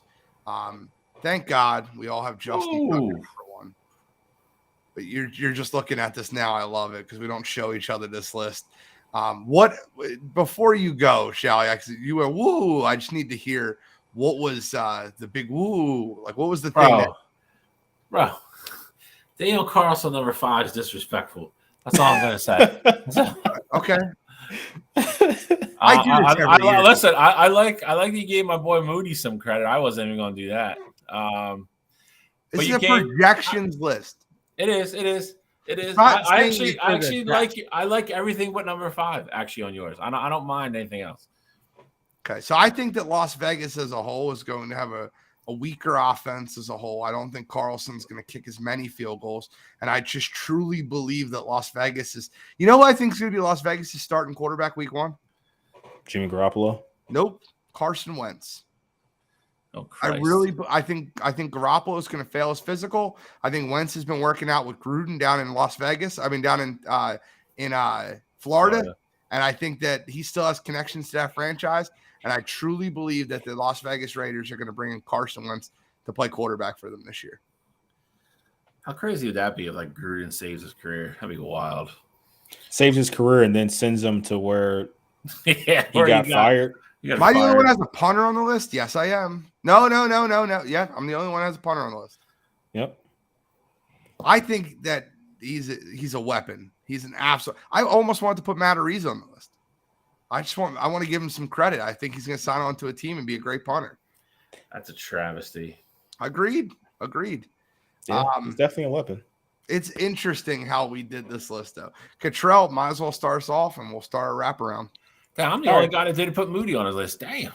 Yeah, I don't know how you don't have Moody on your list because the San Francisco 49ers are going to score a ton of points. The reason why they brought him into town was obviously they didn't want to pay Robbie Gould, but they wanted a reliable kicker who's accurate. You know, there's a reason why they jumped the gun and took him in the third round. And I think he's going to have a ton of opportunity with that San Francisco 49ers team because they have a defense that takes the ball away. So they're going to have short field and they have an offense that's explosive. So I think Jake Moody, when it's all said and done, is going to have a ton of opportunity to kick great kicks. And he's going to be playing the majority of it in these great weather stadiums. You know, he's going to be his home stadium is San Francisco. And then outside of going to Seattle in the winter, all the other stadiums in the division, he's going to be perfectly fine in. So I like Jake Moody coming into my number 10. That's interesting because one thing we'll talk in a minute. When it's my turn, I'll go. I don't want to. So number 10, I'm going with Young Ho Koo from Atlanta. Super accurate kicker. I love how we never pronounce his name right. It's Young Wei. Right. It is Young Wei for sure. He's a young ho. I knew you were going to go there. Go ahead. Listen, I like him. You know, he's another one. He benefits from kicking in a lot of domes. Atlanta, New Orleans, Carolina usually doesn't have bad weather, and then obviously Tampa Bay. So I mean, that's 8 games a year right there. Very accurate. Just doesn't have the leg. I think he had 6 misses last year. 4 of them were from over 50. It's just that is his Achilles heel. You know. For lack of a horrible joke, but he is not a joke though. He is the most accurate kicker in the NFL from under 50 yards in the last 3 years. He doesn't miss from less than 50. Yeah, it's just when you go over 50. I mean, listen, if you're a kicker and you want to be a weapon, I can't always get you to the 30-yard line. You know, sometimes I'm only going to get you to 35, and that makes him not as accurate and not as clutch. So. Put him on my list. Got to respect what he does from 50 in, but 50 out. You know, a lot of the guys ahead of can make a lot of long kicks. So number 10 for me, my Young Ho. I got Young Ho number 10 too for all the reasons that Showie said. Most accurate kicker when you're inside 40 yards or below. But I will say this, right? If you can't kick the ball over 50 yards and you cannot give your team those extra points, that 55-yard, that 58-yard, where your team might just gives them a little bit of energy, especially in a dome, in a beautiful stadium. He kicks in Atlanta. You can't be any higher than number 10 on my list. Number 9 is a guy that kicks in a lot of wet conditions. Jason Myers in Seattle. Jason Myers has absolutely kicked the crap out of the ball in some of the worst conditions. So I got Jason Myers number 9. I love him here. I could have had him even higher. I love what he does in Seattle. And Jason Myers, my number 9. Number 9, I got a guy that actually filled in for the Eagles for 2 weeks. And then we released him before Jake Elliott came back. But that's going to be Cameron Licker before you dicker, the kicker. Very, very good leg. Going to play a lot of games out west with a lot of, really warm weather again. Guy that's on the rise, not quite in the top 5, not in the upper echelon yet, has the potential to get there. Very good leg, accurate. Chargers finally settled on the kicker after going through, a carousel of guys over the last 3 or 4 years. They like him. They kept him. I think he has a lot of potential to be higher up on this list next year. Weather will also help him. He's going to play in SoFi a bunch of games. And then, obviously you're talking about Vegas. KC and Denver can get a little sketchy, obviously, in the winter, but, he held his own there last year. So number 9 for me, Cameron Dicker. So number nine for me is a guy who actually struggled a bit last year, and that's Will Lutz. Will Lutz was struggling from 40 to 50-yard range, and I think a lot of that is because of his return from his injury. I think Will Lutz is a guy we've seen a couple years ago where he's hitting these 50+ yarders rather consistently, and I love the leg that he has. He hit a 60-yarder. You saw him hit the big kick when they were in London against that Minnesota Vikings team. And I really love what Will Lutz looks like at his best. And I think he rebounds. We talked about Young Wei Koo being in that NFC South division. I think Will Lutz, obviously is going to be playing in all the same stadiums. So I think Will Lutz has a big time bounce back year this upcoming year.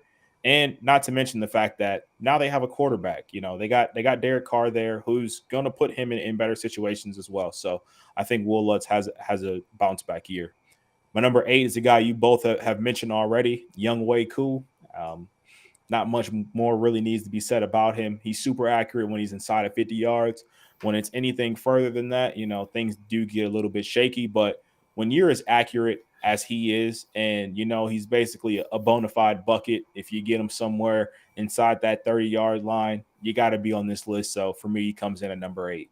Trey, if you just hang on for 1 second, I have so many stats to back up why I have a punter on this list. This is a kicker/punter list. I'm Charles didn't want to put it on the graphic because he wants to make me look bad, and that's okay. I'm kidding, but trust me, I will feed you, baby bird. Just hold on 1 second. I will not keep the audience waiting. I got Matt Gay, number 8. Let go of the Rams, settled in Indy. Again, going to kick it in dome most of the time, warm weather. Listen, it's a guy that, was kind of in and out of the NFL for a couple years.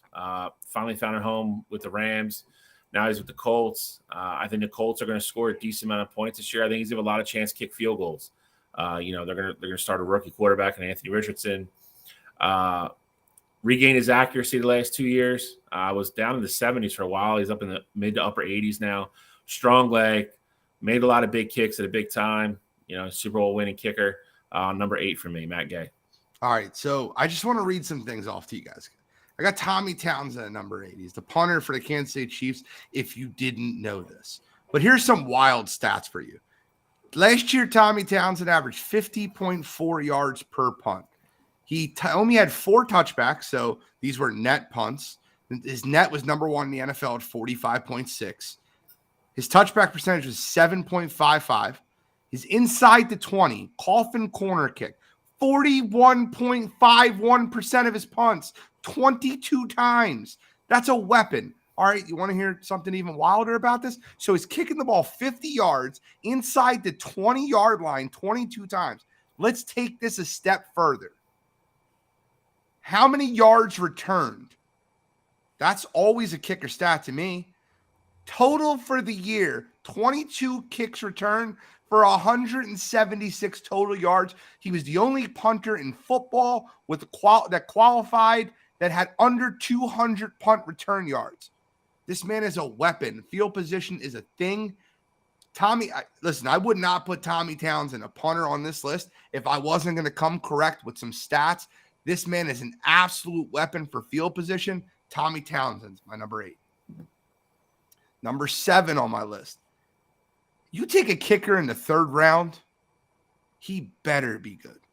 Jake Moody, guy kicked out of Michigan. Most times kickers that get drafted high get drafted from warm weather situations into cold weather situations. So, like, for instance, last year, Cade York. I had Cade York on my list at number 10. I wish I could have put him on my list this year. I think after a year of getting conditioned to what Cleveland is, I think he'll be fine. But you took Cade York out of LSU and he went to Cleveland. It's huge. We're taking Jake Moody out of Michigan, out of the big house, rain, snow, sleet. This man's kicked in it all. And bringing him to San Francisco with that offense, Jake Moody's going to run up. Listen, don't be shocked if Jake Moody's in the top 5 next year. You don't take a kicker in the 3rd round if he doesn't have the juice. And this man came from Michigan, and he's moving to San Francisco. Warm weather. I got Jake Moody, number 7. Number 7, I got Graham Cano. Used to play for the Panthers, kind of got run out of town there. Had a couple tryouts, went to a couple different teams for short spurts as injuries, and then caught on with the Giants and has really resurrected his career the last 2 years.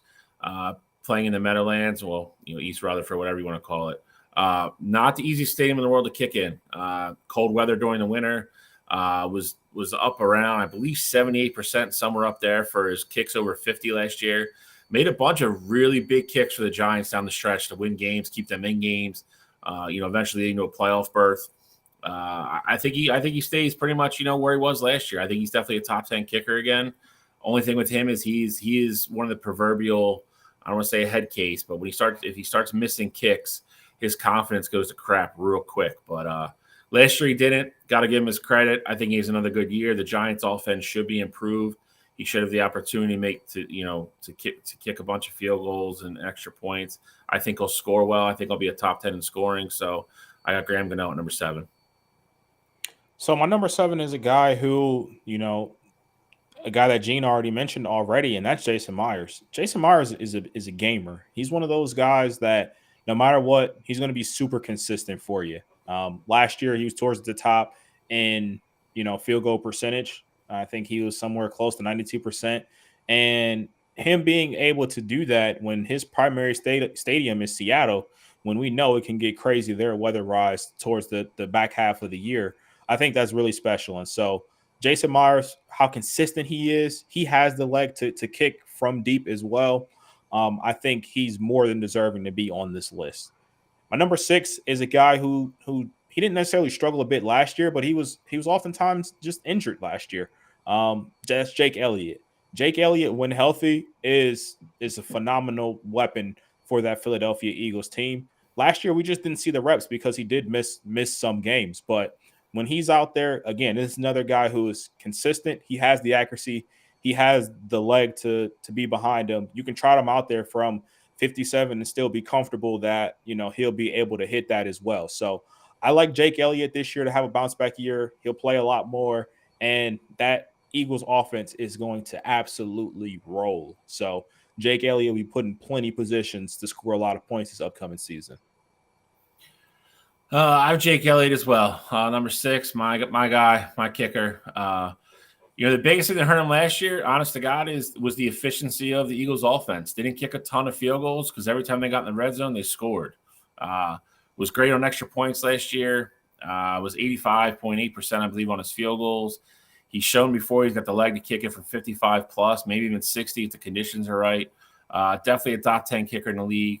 Hurts in that offense, and the boys actually hurt him a little bit for not being higher because, like I said, he doesn't get a ton of field goal chances because they score all the time. But definitely deserves to be on the list. Number 6 for me. Jake Elliott used to have a huge issue with kicking extra points. Last year, he eliminated that issue, and he was actually a little higher than you gave him credit for, 87%. My number 6 is Harrison Butker. Harrison, big leg, huge leg, sometimes drifts a little bit. Last year, he missed 6 kicks, which is a career high for him. He's got a huge leg, though.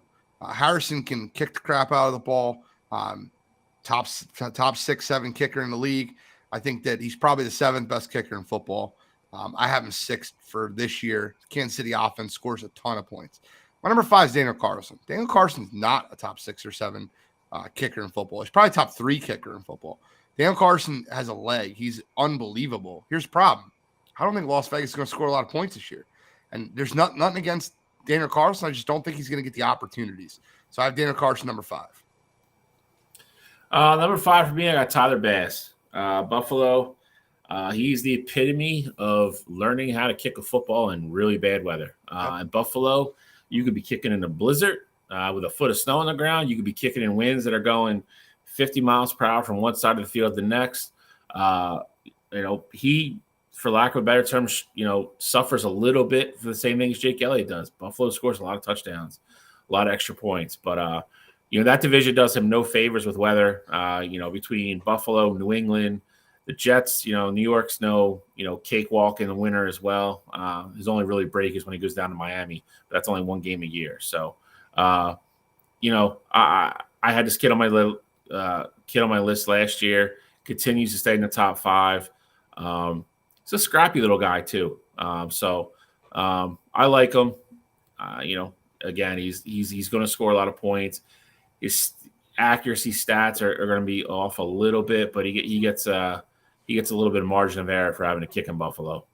Dylan, I love you, man. Stick to something else instead of kickers. McManus missed 8 field goals last year. He doesn't have a job right now. He does in Jacksonville. He got signed already. I'm busting. I don't disagree though. I am one of the bigger McManus fans. He had a really bad year last year. Really bad year. I mean, I do think part of it too is, him kicking in. I don't know what the exact numbers are, but him kicking in Denver. Sometimes they do trot him out there for ridiculously long field goals, so that of course hurts his percentage. But Brandon missed 1 from 20 to 29. He missed 2 from 30 to 39. Yeah. So he missed a couple from over 50. But the truth is, he really had a lot of real easy kicks that he missed. Yeah, and I'm not going to bat for him. I'm just saying his percentage is going to look lower because of them being at altitude, and Brandon McManus has that crazy leg to back it up. So they might go trot him out there for 61 yards, just, end of a half or things like that, just because they know he has the ability to make it. But I don't have him on my top 10 list. But my number 5 is a guy that Gene just talked about, and that's Harrison Butker. Harrison Butker, I get it. He did miss 6 kicks this past year. That has been the most that he's missed in his entire career. I believe it was the game against the Chargers. It was in LA. I think he was hurt, and he was playing hurt. And if you're out there, I don't use that as an excuse. But for kickers specifically, if they're not right, they're not going to be able to do their job efficiently. And that's a big part of why you didn't see the numbers that Harrison Butker had this past season, just because he didn't really have the opportunity. He missed some games with his injuries, and I think he has a bounce back year this year. He has that big leg. He's typically, accurate, and you can trot him out there from 55 plus and be comfortable with the results when it's all said and done. So for me, Harrison Butker comes in at number 5. I think stays healthy, has that bounce back year. Number 4, I'm rolling with Tyler Bass. Tyler Bass is a guy in Buffalo, super consistent. And Bill, you just mentioned Tyler Bass. The reason why I have him ahead of Harrison Butker is because he's doing it in conditions that are worse than Kansas City. I get it. Kansas City can be brutal as well, but the sideways snow and the things you would see from Buffalo and things like that. I got to go Tyler Bass here ahead of Harrison Butker. Number 4, I got Butker. I think they're very easily to be, switched in place of each other. I went Butker simply because I do think he has a better leg. Kansas City, again, is no treat to kick at in the winter. It gets freezing cold there. It's like kicking a goddamn rock off the ground. They have wind issues there as well. And then on top of everything else, I think he's just got more opportunities. I think he'll outpace Bass slightly in scoring. That's the biggest reason I have him number 4. But he's made a bunch of big kicks in his career, has the leg, more than enough leg to be in the top 3 or 4 here. And again, weather in Kansas City is no joke either. So I have him number 4. So notice something about my list. My top 4 kickers are all in cold weather scenarios. I'm not picking these kickers just based off of who's going to score the most points. I'm projecting who's going to kick the biggest kicks and the hardest kicks and when they're going to do it. All 4 of these guys up here kick in cold weather cities. Jake Elliott, number 4. Jake used to have an issue with kicking extra points. He did not have an issue with kicking extra points last year. 51 of 53. No issues whatsoever. 87% field goal rate, shooting field goals. Missed only 2 kicks over 50 and 1 kick from 40 to 49. He has put that to bed, where any issues that he's had kicking short range kicks and having any type of issues there. That's my number 4. Love me some Jake Elliott. Number 3 is Tyler Bass. I have him higher than both of you guys do. And it's nothing against the kickers you guys have here, but Tyler Bass kicks in the worst weather city you can kick in. It's worse to kick in Buffalo than it is even in New England. Buffalo plays in so many freezing games, so many snow games. It's right off of the river, so the wind is insanity in Buffalo. It's the worst weather city to kick in, and this guy kicks at 87.1%, over 50. He's 4 for 6. I got to give him his credit where credit's due. And not to mention, he does play a road game at New England. So this guy has so many cold weather cities that he kicks in, and he still does it at an extremely accurate rate. So my number 3 is Tyler Bass. Number 3, I'm going with Evan McPherson. Money back. Had a great rookie year. Took a little bit of a step back last year. Still has the leg, still has the confidence. Cincinnati, not a great place to kick in the winter as well. Not as bad as some other places. Does get the kick off of turf, which is a little bit of an advantage versus like somebody like Bucker or some of the other guys like Jake. But he has the leg. He has the belief that he can do it because he's done it before. We've all seen the viral clips of him telling Burrow, we're going to the Super Bowl, like all that stuff. He has the swagger. He has the swagger to be a very successful kicker, which is part of it. He's confident in himself. He just took a step backwards last year. I still have him up here because I have a lot of confidence in him, but he's got to regain form a little bit, take it a little bit more serious this year. I think his rookie year came too easy for him. Got a lot of notoriety very quickly with all the kicks he made, and then obviously going to the Super Bowl. But I have him number 3. I think he bounces back.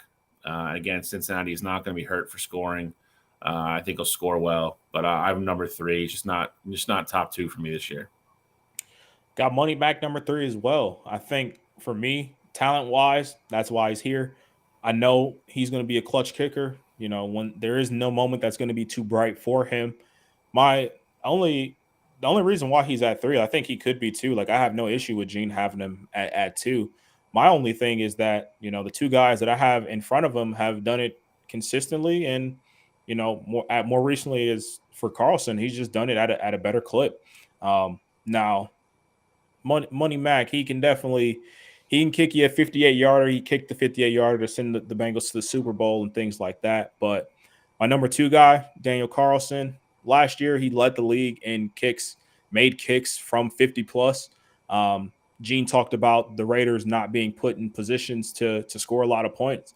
I kind of think the opposite. I think they're going to be right in that tweener range, and with them having so much uncertainty, you could argue that, outside of Max Crosby on their defense, you could argue that Daniel Carlson's their second best asset on this team, or most reliable asset on this team. So I think they'll trot him out there in a lot of those situations because you're not going to trust Jimmy G, or if you go get another quarterback, you're not going to trust them to make this, 4th and 5 or 4th and 8 or anything like that. So Carlson has shown you he has the consistency and he has the accuracy. So I'm rolling with Daniel Carlson as my number 2 kicker. I'm going to go with Daniel Carlson, number 2 as well. Last year I had him, I believe, at 5, and I said I think he's going to move up the list because I think he's going to keep getting better. He is a younger guy. Great leg. Does have the benefit of kicking in 2 good stadiums most of the time. Depending on, when their away games are against Denver and KC, it can be a little tricky there. But, again, has the leg to handle both. Really good from deep. If I couldn't take who I have number 1, this would be the next guy I would take if I was drafting a kicker in real life. I think the biggest thing with him is when I watch him kick, he kicks the ball a lot like the guy I have on number 1. Not quite to that level. Same kind of trajectory, same kind of power, spin. It's all there. Every advanced stat that you want for the kickers, it's right there, and he's right in line with the guy at number 1. So number 1 for me, or number 2 for me, I have Daniel Carlson all day from the Raiders. I got a weird stat for you guys. Did you know Evan McPherson has only missed 1 kick in the month of January ever in his career? And it was an extra point. Evan McPherson as a kicker in clutch moments, I feel like he has a little bit of, and this is just my personal opinion, and I don't know the guy very well, but judging by his personality, this is just an opinionated comment. I feel like he sometimes when the moment's not really big, has a little bit of boredom, and will sometimes miss a kick in the beginning of the year in a game that's inconsequential, in a moment that might be inconsequential. But when the moment's big, clutch time kicking, there's only one kicker that's better than Evan McPherson, and that's who I have at my number one, Justin Tucker. Justin Tucker is the best kicker this game has ever seen. There's no doubt about it. I have not Vinatieri, not anyone. There's no one close. The greatest kicker we have ever seen, Justin Tucker. I will never not have him on number one on my list unless he blows his leg out. Number one is Justin Tucker. Yeah. I mean, he is the GOAT. He is the best kicker to ever do it, in my opinion. He continues to put space between him and everybody else every single year, which is crazy. Still at a relatively young age for kickers. He's only 34. He'll be kicking for a while. Again, kicks in a cold weather city in Buffalo. That's kind of what makes the numbers that he puts up more staggering. The man hasn't missed a 50-plus yard field goal in the fourth quarter in his career. It's just batty. Again, Baltimore is not the most pleasant, climate in December and January. It gets nasty down there. He makes everything. They've trotted him out for 65-yard field goals because he can damn near make them. He owns the record in the NFL. He's just the best to ever do it. He takes it very seriously. He takes very good care of his body. He does Gene mentioned it earlier with, I think, LeBron or somebody, but he invests a lot of money in his body. He's very good at keeping up his flexibility, his leg strength. He's just different. For a kicker, he's just different. He's number one. He's the GOAT. He's going to, for everybody that's listening to this, he's going to be the best kicker you've ever seen play football. Oh, yeah, we're talking about kickers. We do a top 10 list every week, Harold. We do a top 10 list every single week. Starts with kickers. Next week, it'll be safeties, then corners, leading up to the NFL season. So we start off with kickers. This is the kick off the list. And, we're giving you a top 10 list everywhere. So my number one, you guys have already stolen all the thunder about Justin Tucker. I think the one interesting thing is that you could argue if you just look at him statistically, he's probably coming off of one of his, worst seasons statistically, where he had technically 6 missed field goals. The weird thing about it is 3 of them were blocked and 2 of them he missed from 60 plus. So in reality of, just normal makeable kicks, he really only missed 1 this past season. So, numbers don't always tell the full story there, but Justin Tucker is the most reliable. He's the best kicker we have ever seen. There's really no debate here either. I mean, I don't think there's a situation. There's a 70-yard kick. If it's like 4th and 20, 70-yard kick, I'm trotting out Justin Tucker, and I'm okay with whatever the results are. So Justin Tucker is just one of those guys that true X factor, true difference maker. If you're anywhere on the opposite side of that 50-yard line, you're in a position where Justin Tucker can make you a kick to put you some points up on the board. So Justin Tucker's number one for me, and it's not particularly close either. So, all right. So that's it for our kickers list. Quarterback list. That's it for our kickers list. Oh man, is this guy a Ohio State guy? No, he's a Texans fan. He's Will Anderson. Yeah, I got it now. Will Anderson is going to be on my list. I'll tell you that right now. Will Anderson is going to be unbelievable in the NFL. Will probably will be. CJ Stroud ain't going to be on nobody's list, though. Will Anderson is going to get triple teamed in Houston because there's nobody on the opposite side of him. I don't think Cottrell even put CJ on his damn list. Absolutely not. So let's get into You Got to Be Kidding Me. We got to wrap up. We got the Hockey and Sports Show for Sports Empire Network that starts at 9 o'clock. So let's get into You Got to Be Kidding Me so we don't run too far over on time. Apologize to the Hockey and Sports Show. Perfect. So Hockey's real quick for me, we kind of alluded to a little bit earlier. Brandon Miller is my You Got to Be Kidding Me. There was a question asked in his pre-draft process about who he considers the GOAT. And he had just mentioned that he had met Michael Jordan and, it was great meeting him and everything like that. But that's not his GOAT. He doesn't consider LeBron his GOAT. The guy he called his GOAT was Paul George. He said Paul George was the guy that he grew up watching, and that's who he thinks is the greatest of all time.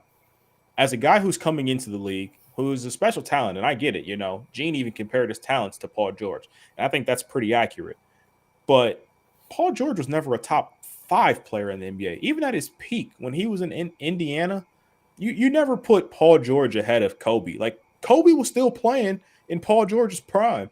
You got LeBron that was still playing then. D Wade was in his prime. There's so many other players. You could say you like Paul George, but don't go out there and say Paul George is your GOAT. You just sound foolish. And that mixed in with the decision-making that you made off the court, with, the whole court case and things like that, I got to really question where your mind is at. So Brandon Miller for saying Paul George is his GOAT, at his pre-draft process. Come on, you got to be kidding me. Love it. Terrible. Shally. For mine, I'm going to go with the Atlanta Braves organization. This one's funny because originally, before they screwed us up, they were doing a really cool thing. So Charlie Culberson had been called up from Gwinnett AAA. Was on the roster for 27 days, had not even made an appearance yet. Not even a pinch hit, pinch run, nothing. Like, he's like Rudy. Couldn't get into a game. So the Braves go out and make a nice gesture. They're like, hey, we're going to surprise him, and we're going to have his dad throw out the first pitch on the Father's Day game to him. They then go and screw this entire thing up by DFAing Charlie Culberson on Father's Day and sending him back down to AAA. His father is now in the stadium, is not throwing out the first pitch anymore. Apparently half the team didn't even realize he got sent down. And they had a pull. I can't remember who it was, but somebody else's father was randomly in the stands. So they pulled him out to throw the first pitch and just messed this whole thing up and embarrassed him. He was in the clubhouse getting ready to go out when he found out he got sent down. He found out from the reporters before the team even told him. So now he's like, worried and scrambling, like, oh, what am I going to tell my dad? Like, whatever. The Braves just dropped the ball at every turn of this entire situation. And on top of everything else, since I hate them, I couldn't wait to bury them this week. So the Atlanta Braves for me this week. Come on, you got to be kidding me. All right, so mine this week is Tyreek Hill. I just want to read something out loud to you guys, just so you understand what type of person Tyreek Hill is. In 2014, Hill was arrested and charged with domestic assault and battery by strangulation. Crystal Espinala, Hill's then girlfriend and later ex-fiance, told police that Hill struck her in the face and in stomach and also choked her. Espinal was 8 weeks pregnant with Tyreek Hill's child. Real great guy. Okay, let's start there. Tyreek Hill won't face criminal charges for allegedly hitting a marina employee. Does not mean he'll avoid NFL scrutiny. Tyreek Hill alleged smacked an employee at the marina in the back of the neck, then charged at him. And I can't tell you how many times, like how we said this. As soon as Tyreek Hill got shipped to Miami, we're like, this is a bad situation. You're going to put Tyreek Hill in Miami in that situation with all that money, and it's not going to end well for Tyreek Hill's career. This is just step one. For someone to have that happen to them right before they get drafted in the NFL and then allow that to happen a second time, look, I don't know what happened. I wasn't there. No charges were brought against him. But it's one of those things. And I'm shocked no one used Jack Jones, because Jack Jones needs to be on this damn list too. From New England. It's just embarrassing to me. What sense that you have all that money in the world and you need to hit an employee? Like, I'm 37 years old. I don't think I've punched anybody or hit anybody in years. 15 years. It's really easy to not punch someone or hit somebody. And if I had $30 million a year sitting in my bank account and to not hit somebody, I would think that I think it would be even less of a chance of me hitting someone. So for that this week, Tyreek Hill and Jack Jones, who friggin' carried a gun into an airport. Like, what are you doing, man? But I don't have all the details on either one, so I'll just give them a half of come on. Come on, you gotta be kidding me. Oh, What a fun show, gentlemen. Any final thoughts before we wrap up? Nothing for me. We got two idiots that had, Jack Jones really came out of nowhere, special talent. Worked his way into that Patriots roster, and now he did that. And Bill Belichick is very much a no nonsense guy. So, did you hear Jack Jones tweet it like a month ago, talking about Ja Morant, like what an idiot, they'd be carrying around a gun and blah blah blah. That's a real thing. Like that really happened. Shally, any final thoughts? Nada. People got to stop carrying around guns. Idiots. I don't get it. It's just Jack Jones called Morant dumb and told him to put the guns down. Like, and then he has the same thing happen to him. So these jokes write themselves. They write themselves.